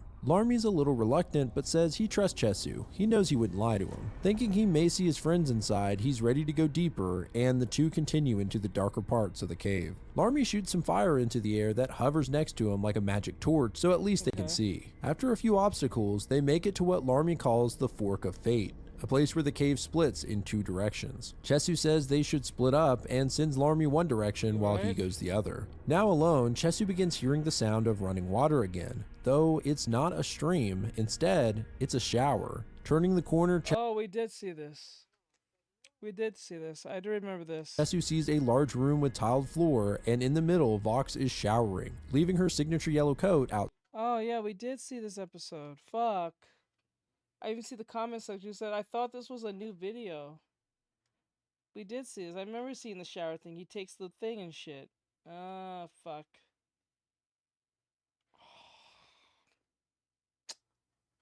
Fuck. Okay. Oh my god. I may have to switch this out for a different video. Fuck. Alright, so we'll have to switch this out for a different video. I'm sorry, guys. I just realized, like, we have this on thing already. Yeah, we seen that. I remember that. He goes into the cave. The fox is taking a shower. He takes one of the jackets or some shit. Shit's crazy. Okay, let me think of something. I'm sorry, bud. Let me see. Because I can't edit that as a video, because I already have that edited. Okay. Okay. I got something way better. Something way better. Something just as good. Same from Grief, but this one's I haven't not seen. This is for one. The Dragon and the Tiger. Is that the one with the anime? The one that we can do that one on Tuesday. I can definitely do that one on Tuesday because we gotta do this one. I gotta go after this. So we'll do this one. I have this ready to go. So it's the Coraline graphic. Coraline. Yeah, it says the Coraline graphic novel is terrifying. Coraline, explain.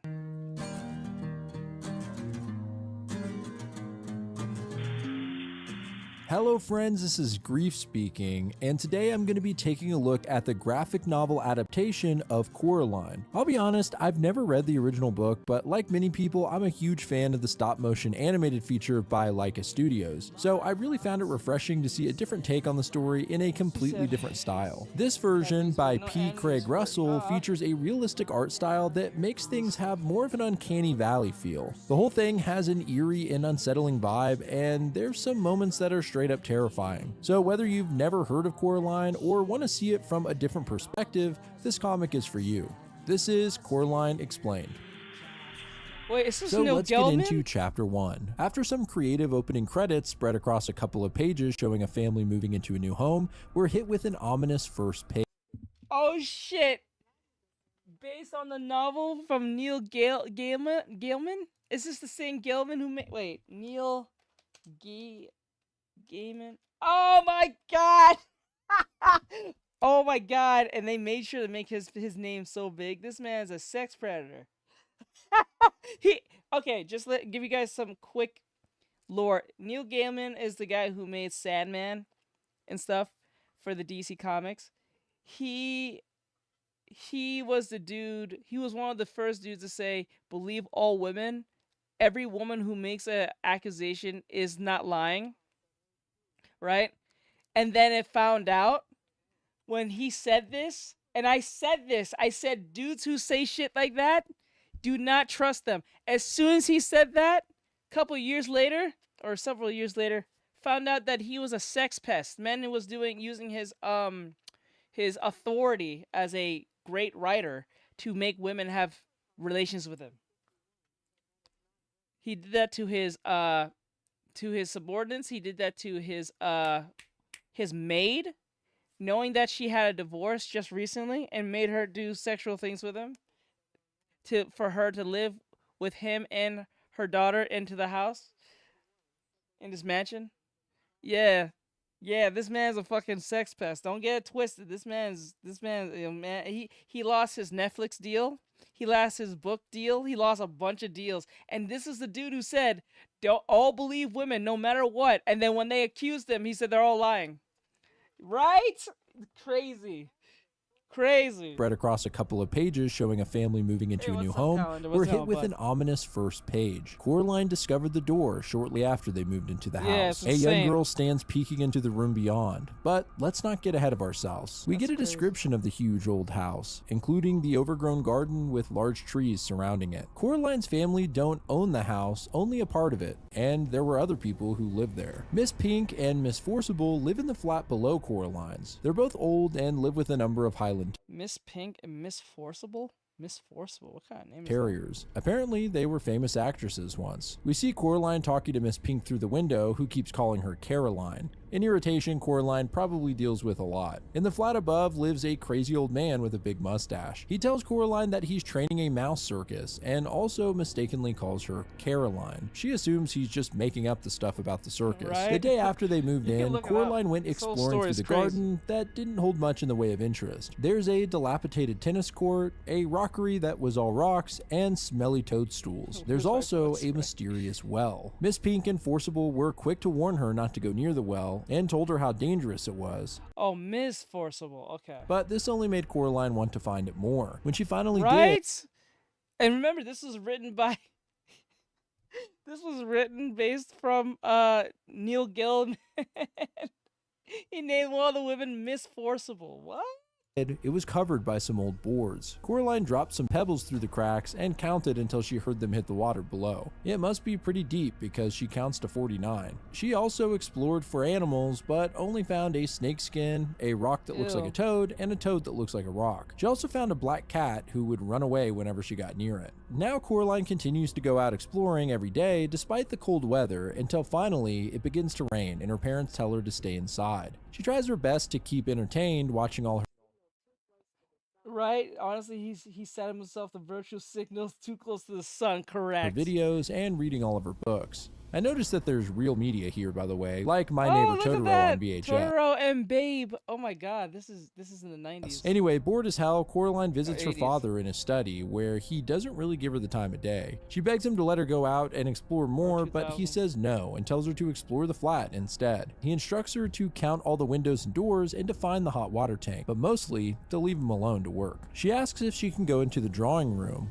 This is where they keep all the expensive and uncomfortable furniture Coraline's grandma left them, and her father says yes as long as she doesn't touch anything. So Coraline goes exploring the flat, discovering the water heater and counting all the windows and doors. There were 14 doors, 13 of which opened and closed, and the 14th in the drawing room was locked. Coraline asks her mom about it, and she just tells her it doesn't go anywhere. To prove it, she grabs a key from the kitchen and unlocks it, only to show that there's a brick wall closing it up. I guess it used to lead to the empty flat next door, but when the house was split up into apartments, they closed it off. Coraline's mother doesn't even bother locking it again since it doesn't go anywhere. That night, Coraline's father makes a gross-looking stew that she finds disgusting, and after she crawls into bed, she can't get to sleep. Then she... I just realized something. I know this is a bit of a small pet peeve, but I know Comics Explained tends to, I think, erase the font in his explains.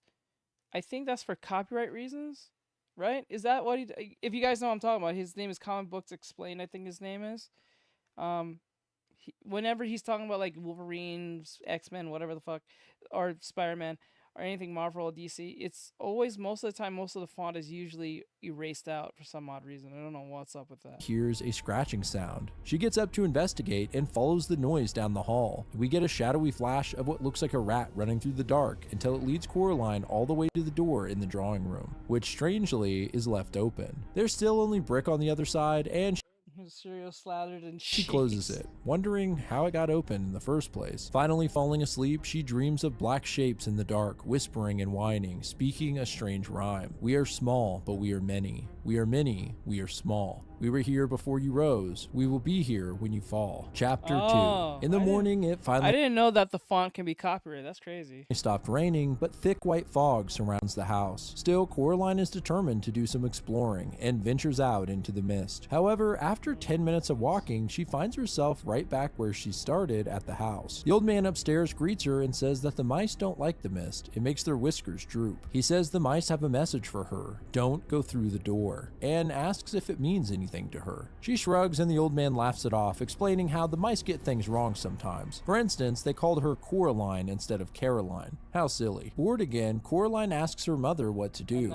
She seems bothered and tells Coraline to draw something, so she tries to draw the mist, and after a few minutes just has a blank page with the staggered letters spelling mist in the corner, something her mother doesn't find as amusing. After this, she tries to open the strange door in the drawing room again, but it was locked once more. Next, she tries to get some attention from her father, but he just tells her to go bother Miss Pink and Forcible instead. She goes downstairs and visits the old women who it's kind of weird because he had that the one black friend, I forgot his name, Raleigh, I think his name was.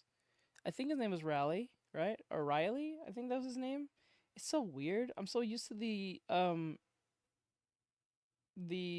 what's his name? Oh.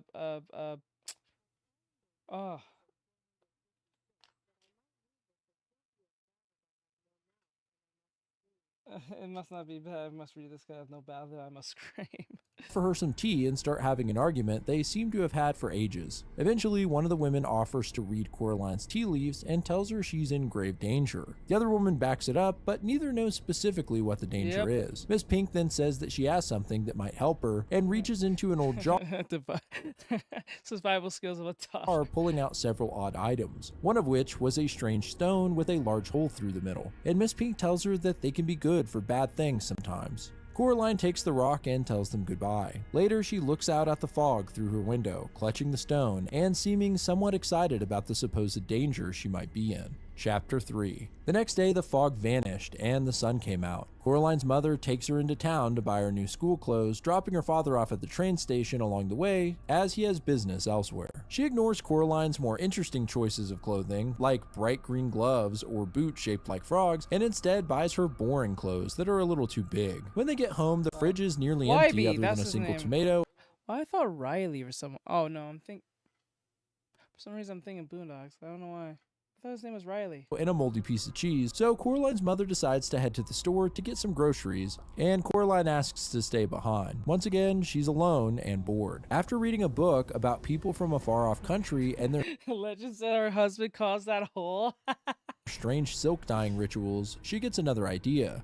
She grabs the key to the drawing room door from the kitchen and unlocks it, though something very strange happens this time. Instead of bricks on the other side, the door opens into a dark hallway. Inside is a cold and musty smell, like something very old and very slow. After a moment of looking into the blackness, Coraline walks through the door. She wonders what the empty flat on the other side will be like, but when she finally makes it, it seems oddly familiar. It's got the same carpet and even the same photo in the hallway. Somehow, she ended up back in her own home, as if she never left. Was that really his last name?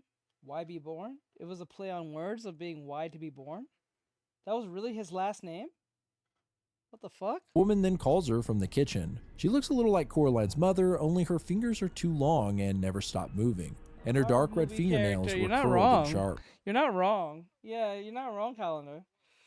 Really, it's like it is like this is kind of dumb. You would not do this. The woman turns around telling her that it's lunchtime, and it's a frightening image. Instead of eyes, she has buttons sewn in their place. She tells Coraline that she's her other mother and urges her to tell her other father that it's lunchtime. Coraline is put off, as you might expect, but goes along with it, telling her other father it's time to eat. He greets her. Is he gonna play the piano?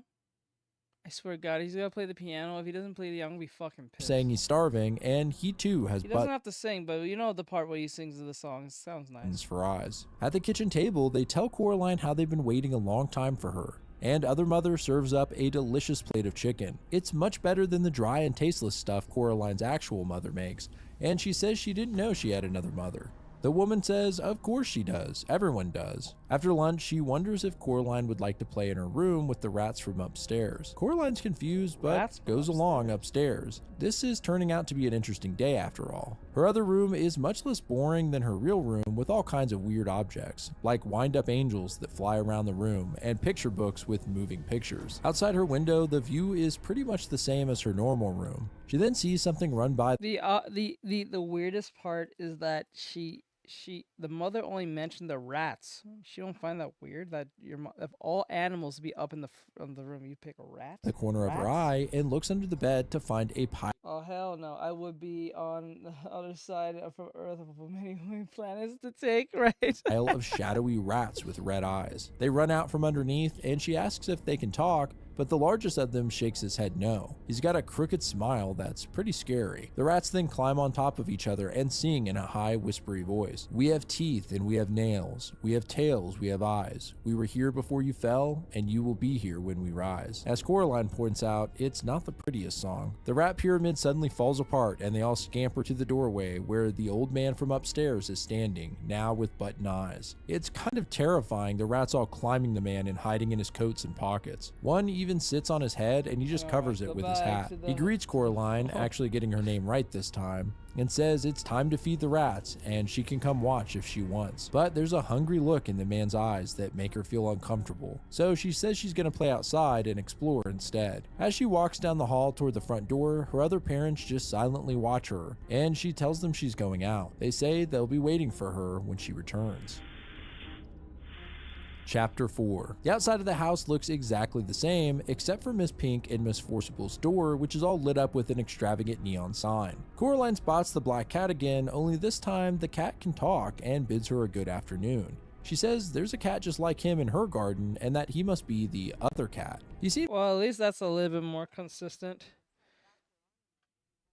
Other than the button eyes. They didn't have no singing, but like they have at least a cat. The cat does talk. That's at least I remember there was a talking cat. He's rather offended by this and says he's not the other cat, he's him. People are spread all over the place. Cats, on the other hand, keep themselves together. She gets what he means, but if he's the same cat, how come he can talk here but not at home? And he says, how would he know? He's only a cat. She asks the cat his name, and he says cats don't have names. People need names. That was smart writing. How do you can talk without the other one? How the fuck am I supposed to know? I'm a cat. You know what? You're alright. I take that as a response. Strangely enough, that will piss me off a little bit, but I'll take the response. You're a cat. What the fuck? It's because they don't know who they are, but cats know who they are. Coraline finds this to be irritatingly self-centered, but fights the urge to be rude. The cat tells her it was wise of her to bring protection, but she has no idea what he's talking about. Then he vanishes into the woods, leaving Coraline to wonder if all cats can talk in her world but choose not to, or if they can only talk here. Actually, a better question is, where is here? Next, Coraline enters the actress's apartment, where she runs into a talking dog that says he needs a ticket to enter. She tells him she doesn't have one, and annoyed, he leads her in anyway. I guess he's an usher for the show going on. The audience is completely made up of various dogs, and Coraline is shown to her seat as the show begins. Miss Pink and Miss Forcible come out onto the stage juggling and riding a unicycle, and the dogs go wild. Yes. Then, in a rather disturbing fashion... Yes, you're right. You're right. Ask the cat if...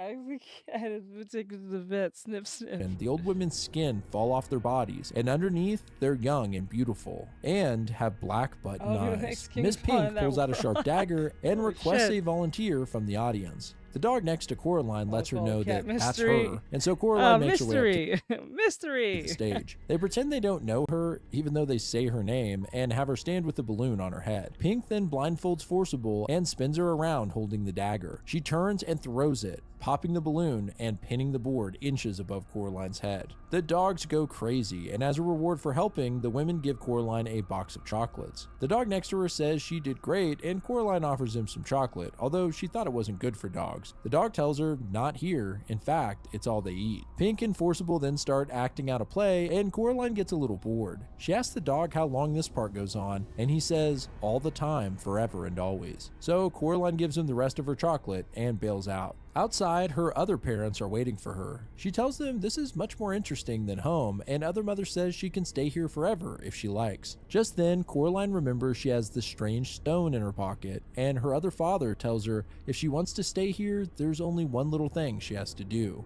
They lead her inside to the kitchen, where, on the table, is a spool of black cotton, a long silver needle, and 2 black buttons. Coraline looks at the other parents and puts 2 and 2 together, telling them she doesn't think so. They try to assure her it doesn't hurt, but Coraline knows by now that when grown-ups tell you something doesn't hurt, it almost always certainly does. She more adamantly tells them no, and the other mother grabs her with her spindly fingers, insisting that she can stay forever. At the same time, Coraline clutches the stone in her pocket, and as if reacting, the other mother removes her hand like a frightened spider. The other parents tell her that they'll see her again soon, and that they can be a big happy family forever and always. Coraline hurries back to the drawing room door and walks through it. As she makes her way to the other side, she could swear there's something behind her, something very old and slow. Finally, she appears back in her own flat on the other side, and turning around, she sees that the doorway is now bricked up once again. Chapter 5. Coraline locks the door back up and notices that her mother still hasn't returned from shopping. She waits up, but eventually it gets dark, and so she makes herself some frozen pizza. Still, her parents don't show. With no supervision, she stays up watching TV until finally, she's just too tired, so she gets into bed and goes to sleep. When she wakes up in the morning, she checks her parents' room, but it's clear that their bed hasn't been slept in, and they're nowhere to be found. She makes herself SpaghettiOs for breakfast, and for lunch she eats some cooking chocolate and an apple. Eventually she wanders down to the old women's flat, and they ask her how her parents are. She straight up tells them they've been missing since yesterday, and they basically don't acknowledge what she just said. It's really unsettling actually, and a common horror trope concerning kids. Adults just being aloof and not reacting to strange things. After this, Coraline walks down to the market and buys herself some limeade, a chocolate cake, and a new bag of apples, which she eats for dinner. She takes a bath with too much bubbles and once again puts herself to bed without her parents. Waking up at 3 in the morning, Coraline goes to her parents' room again, but it's still empty, and this time she can't help but to break down and cry. She climbs into her parents' bed and sobs herself to sleep.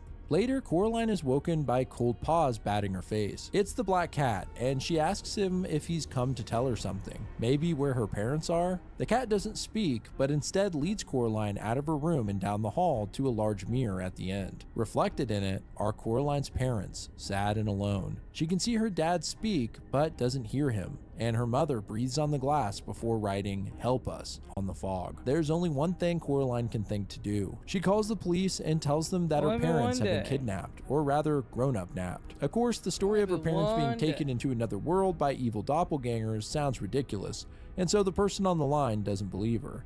Coraline hangs up the phone and walks into the kitchen, where she grabs some candles, her remaining apples, and the key to the drawing room door. She stops at her bedroom to grab the strange stone and heads back to the drawing room. Before entering the door, she tells the cat a story. Once, at her old house, Coraline and her father went on a walk through the dump after she convinced him to let her explore it. They climbed down a hill of trash in their boots, but when they got to the bottom, Coraline's father told her to run back as fast as she could. So she ran back up the hill and felt a sharp pain on her arm. After a minute or so, her dad came charging up the hill and grabbed her. At the bottom was a gang of yellow wasps, and her father stayed behind to let them sting him and give her time to run. In the process, he dropped his glasses and was stung over 39 times. Later, her father needed to go back to get his glasses. He said that he wasn't brave when he stood there getting stung by all those wasps, because he wasn't scared. It was all that he could do at that moment. But going back to get the glasses when he knew the wasps were there, when he was really scared, that was brave. She concludes the story by saying that bravery is when you're scared but you do it anyway, and enters the door into the darkness between worlds.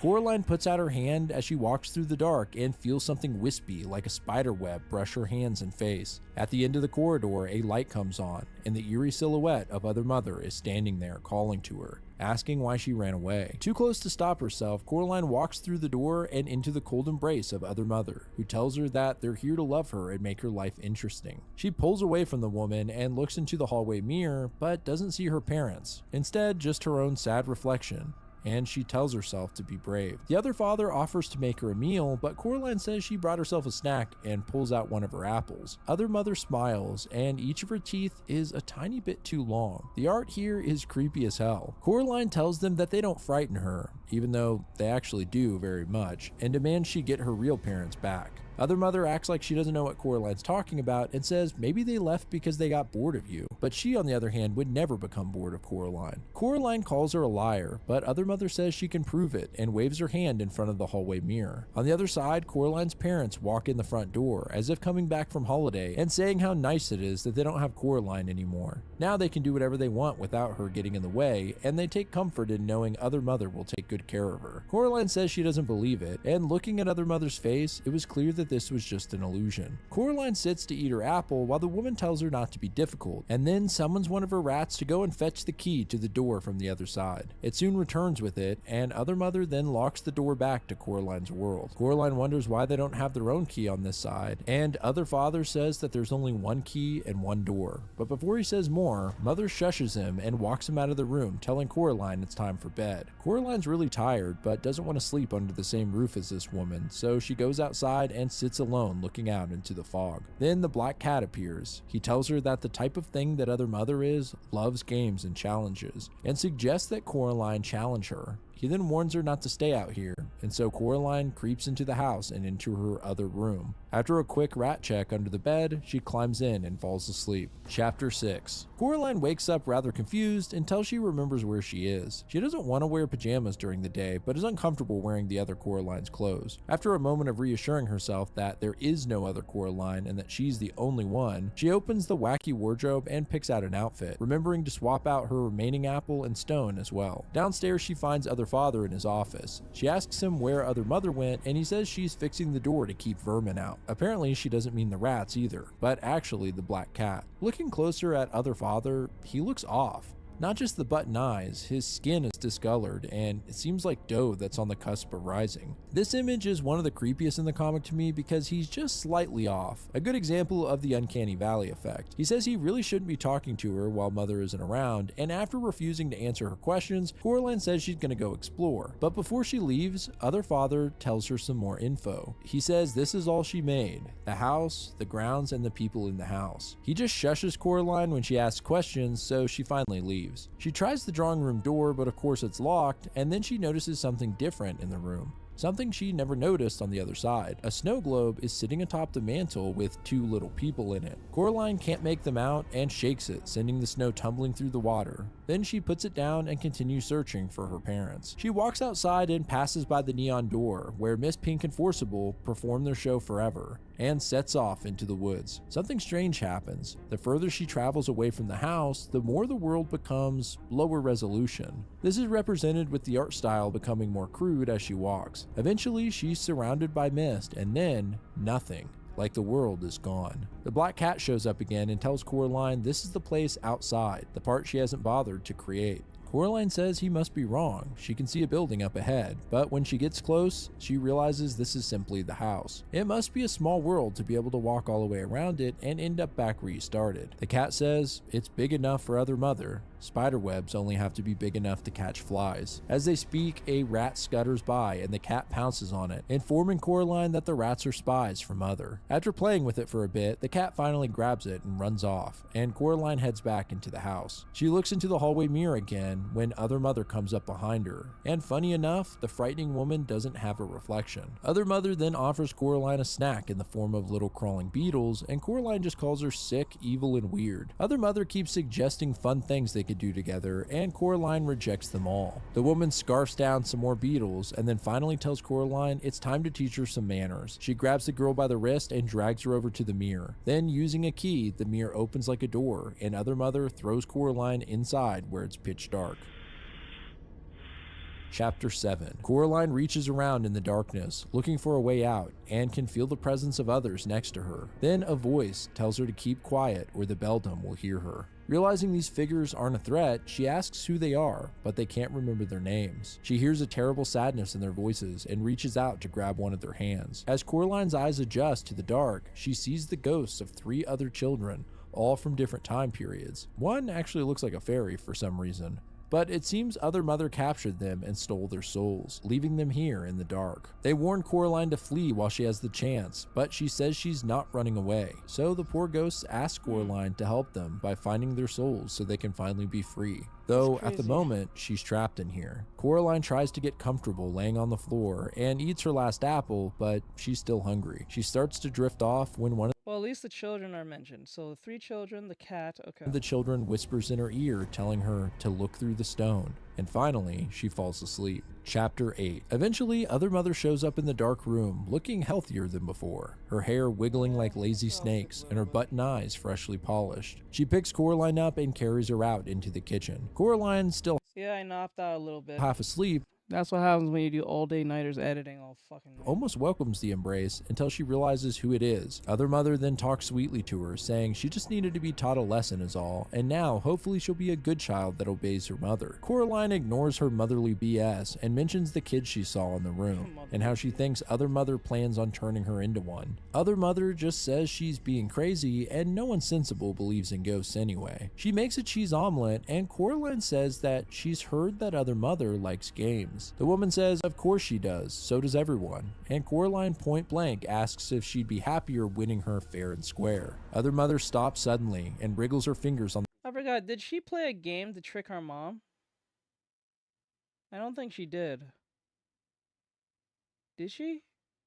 Or did she just like behave badly, I think she behaved badly in the movie. the counter in interest, asking Coraline what she had in mind. Coraline offers a game. If she loses, Other Mother can have her. She'll be an obedient daughter who loves her back. But if Coraline wins, then Other Mother must let her and her parents go. The dreadful woman says she likes the game, but what kind of game is it? And Coraline says it's an exploring game. She'll win if she finds her parents and the souls of the children in the mirror. Other Mother thinks it over for a moment and finally agrees. It's a deal. Coraline isn't sure she can trust her, but she swears on her right hand, and that's good enough for now, I suppose. Coraline wolfs down the omelet, hungrier than she thought, and begins her search. She decides Most likely.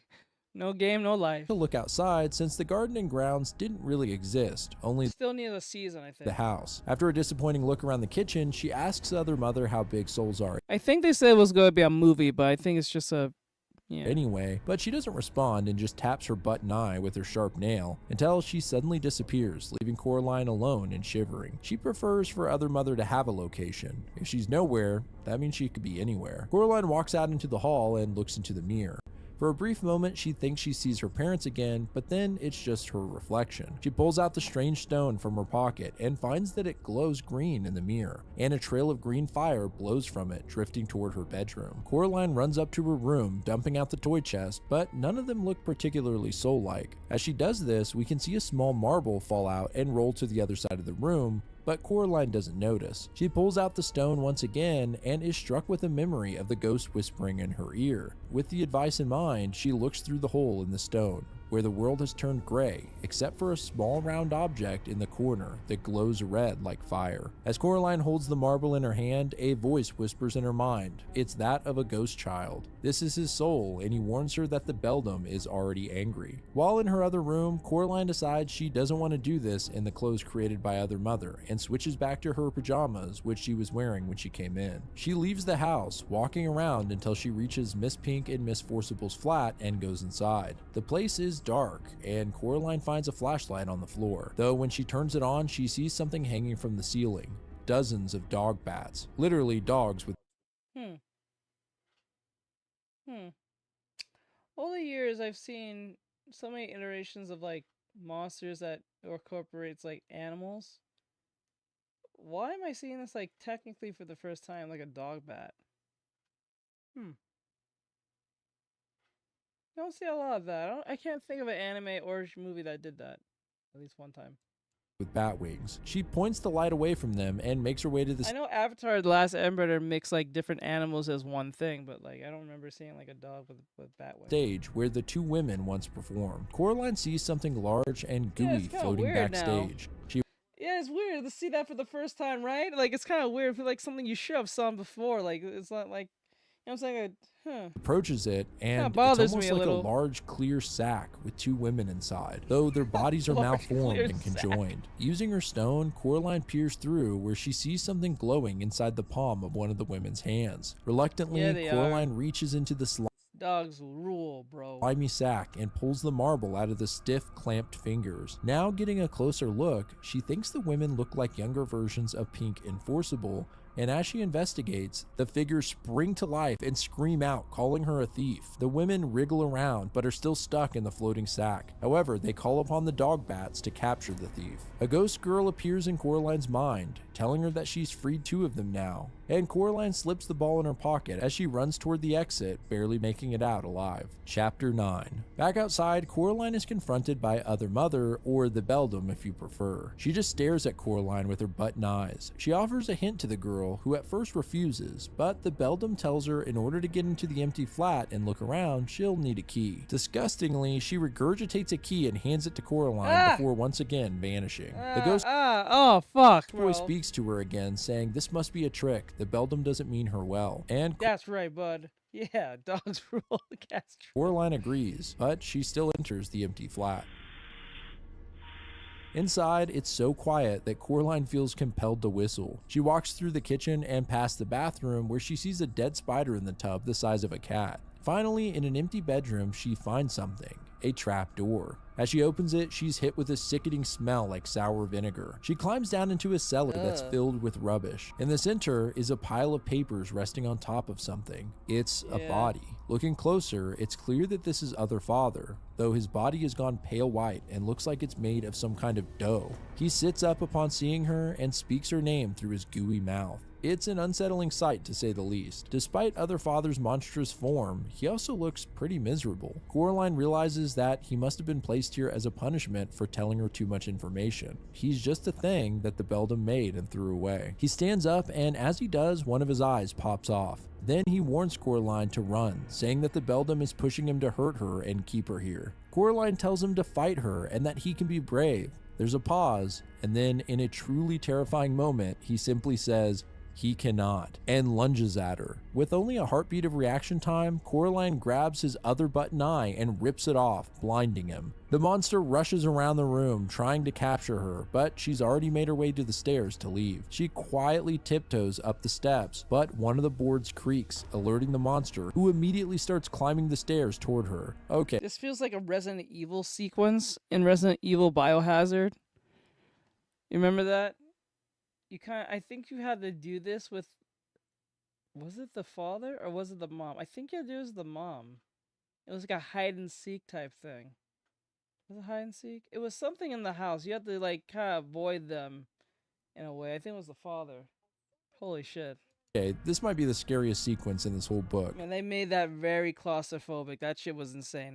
That was not fun. Coraline manages to get to the top and slam the trapdoor down before he can get to her. She takes a deep breath and heads back out. It was the mom? Okay, yes. Okay, it was the mom. Okay, it was the mom with the hive in her stomach. That shit was crazy. Outside, gaining nothing for her efforts. God, Chapter 10. There's only one place left to look at this point, the top flat where the old man lived. Inside, she finds the place a complete mess, and the red-eyed rats are everywhere. Coraline takes note of the fact it smells like rotten food, and then a voice calls to her from the back of the flat. Mustering all of her bravery, Coraline tells herself not to be afraid. These things, oh yeah, from Last of Us. even Other Father, were illusions, made by Other Mother, who can only twist things and distort what already exists. This makes her remember the snow globe and how it didn't exist in her world, making her realize where her parents were. The voice, which Coraline describes as sounding like an enormous dead bug, calls out again, saying, "Come here, little girl." In the back sits what looks like the old man. He asks her what'll happen if she wins the game. She'll go home only to be ignored and to be bored. He tells her to stay here with them, where at least they get her name right. The man's face is obscured except a red eye peering through the shadow. Coraline asks, if she stays here, will there be foggy, boring days that drag on forever, or awful meals cooked up from odd recipes? The man says no, only the best meals and days of sunshine. Coraline explains that she doesn't want everything whenever she wants it. What kind of fun would that be? The old man doesn't understand, and Coraline says it's because he's only a bad copy. She looks through the rock once again and sees a glowing light coming from the pocket of the old man. She takes one brave step forward, and suddenly the man falls apart. He was simply a coat filled with rats, and the pockets are empty. I'm not gonna lie, this is the only time when you know the writing kind of gets changed. I mean, the writing's written by an adult when someone says to a child, you'll get the best foods, best everything. Most children will fall for that almost instantly. No child, if ever rarely, 95% of most children are not going to say, that's not going to be no fun if I get everything I want. Because children are built to be extremely selfish at the age they're at. It's not their fault. It's what comes with human nature. But majority of most children are extremely selfish and think of the self. rat ninjutsu. You pull the what was it? Fuck. I think 2 characters did this. It was the insect dude of God's name, and the other one was Itachi with but he used crows. Using her rock again, she tracks down the sparkling thing, which is now being held by the biggest rat in the room. She runs toward it while the other rats try and distract and trip her, and the big rat runs out of the flat completely. Coraline chases the rodent outside, where the house itself is starting to change and become less distinct, like the trees in the garden when she walked too far away. Because of this, she trips on the warped steps and skins her knee, as well as losing track of the rat. Breaking down in defeat, Coraline buries her crying face in her hands and says she's failed her parents and the ghost children. But then she hears a sound. It's the black cat who has just captured and killed the rat. Coraline leans down and picks up the last marble, the final soul of the 3 children. This ghost tells Coraline that the beldam has lied to her. She will never willingly give her up. The hairs on Coraline's neck stand up, but she kind of already knew that this was true. The cat looks frightened and points to the house, which seems to be dissolving, becoming lower and lower resolution. Coraline asks the cat if this is a bad thing, and he doesn't respond. Instead, he trembles. So Coraline picks him up, saying the only way out is past Other Mother, and she heads back inside.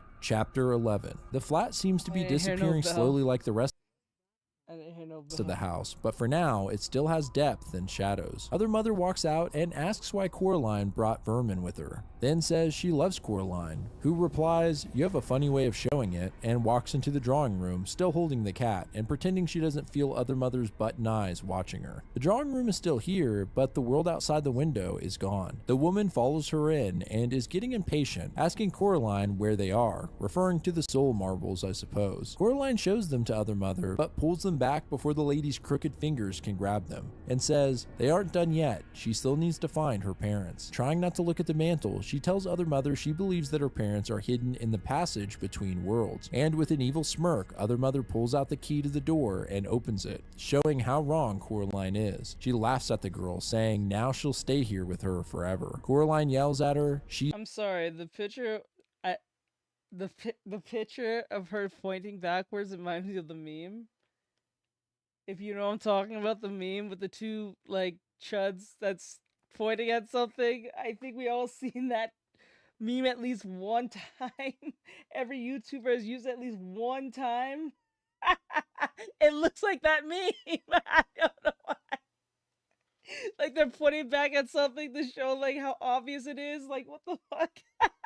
Why she look like that? She's not, and in a shocking twist throws the black cat, then rushes over to the mantle to grab the snow globe. Yeah, you know the cat scratches the shit crazy out of the button-eyed lady's face, which produces a tarry black blood, and in the meantime, Coraline opens the passage again, calling for the cat to come with. They run inside, the Other Mother hot on their tail. Everyone knows what I'm talking about. I'm not crazy. Okay, and good. Coraline starts to close the door on her, but Other Mother's pale hand with its long sharp fingers reaches in, nearly clawing Coraline's face off. The little girl almost gives up hope when 3 pairs of ghostly hands reach out and help her close the door with a bang. Something drops from the air and bounces off the floor, but it's too dark to see what. The cat yells for Coraline to hurry up, and they start running through while the walls of the corridor begin closing in. Whatever this passage is far older than Other Mother. It's deep and slow, and it knows that Coraline's there. Running as fast as she can, she makes it back into her own flat and slams the door shut behind her. She apologizes to the cat for throwing him, but it was their only shot at getting out of there. Though he can't talk in this world, it seems he understands, and he sits on her lap as they both take in the golden sun, which feels very real.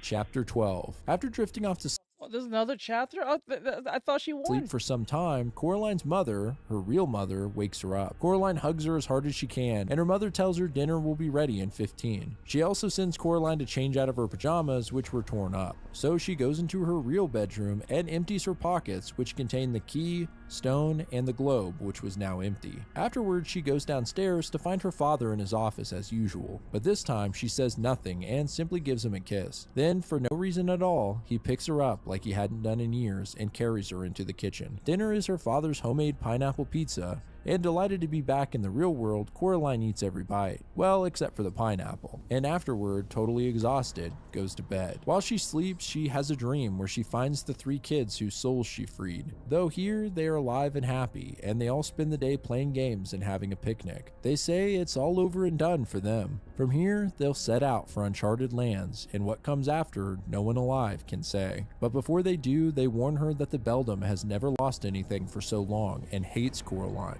For her, it isn't over yet. Be wise and be brave. She sees the children off and falls into a dark sleep. Then Coraline wakes up in the early hours of the morning to a strange sound. Is it a rat? Alarmingly, her doorknob starts shaking as if someone is trying to open it, and Coraline tells them to leave or they'll be sorry. There's a pause, and whatever it is scuttles away down the hall. Coraline leaves the room and looks through the house, opening the front door and looking out into the night.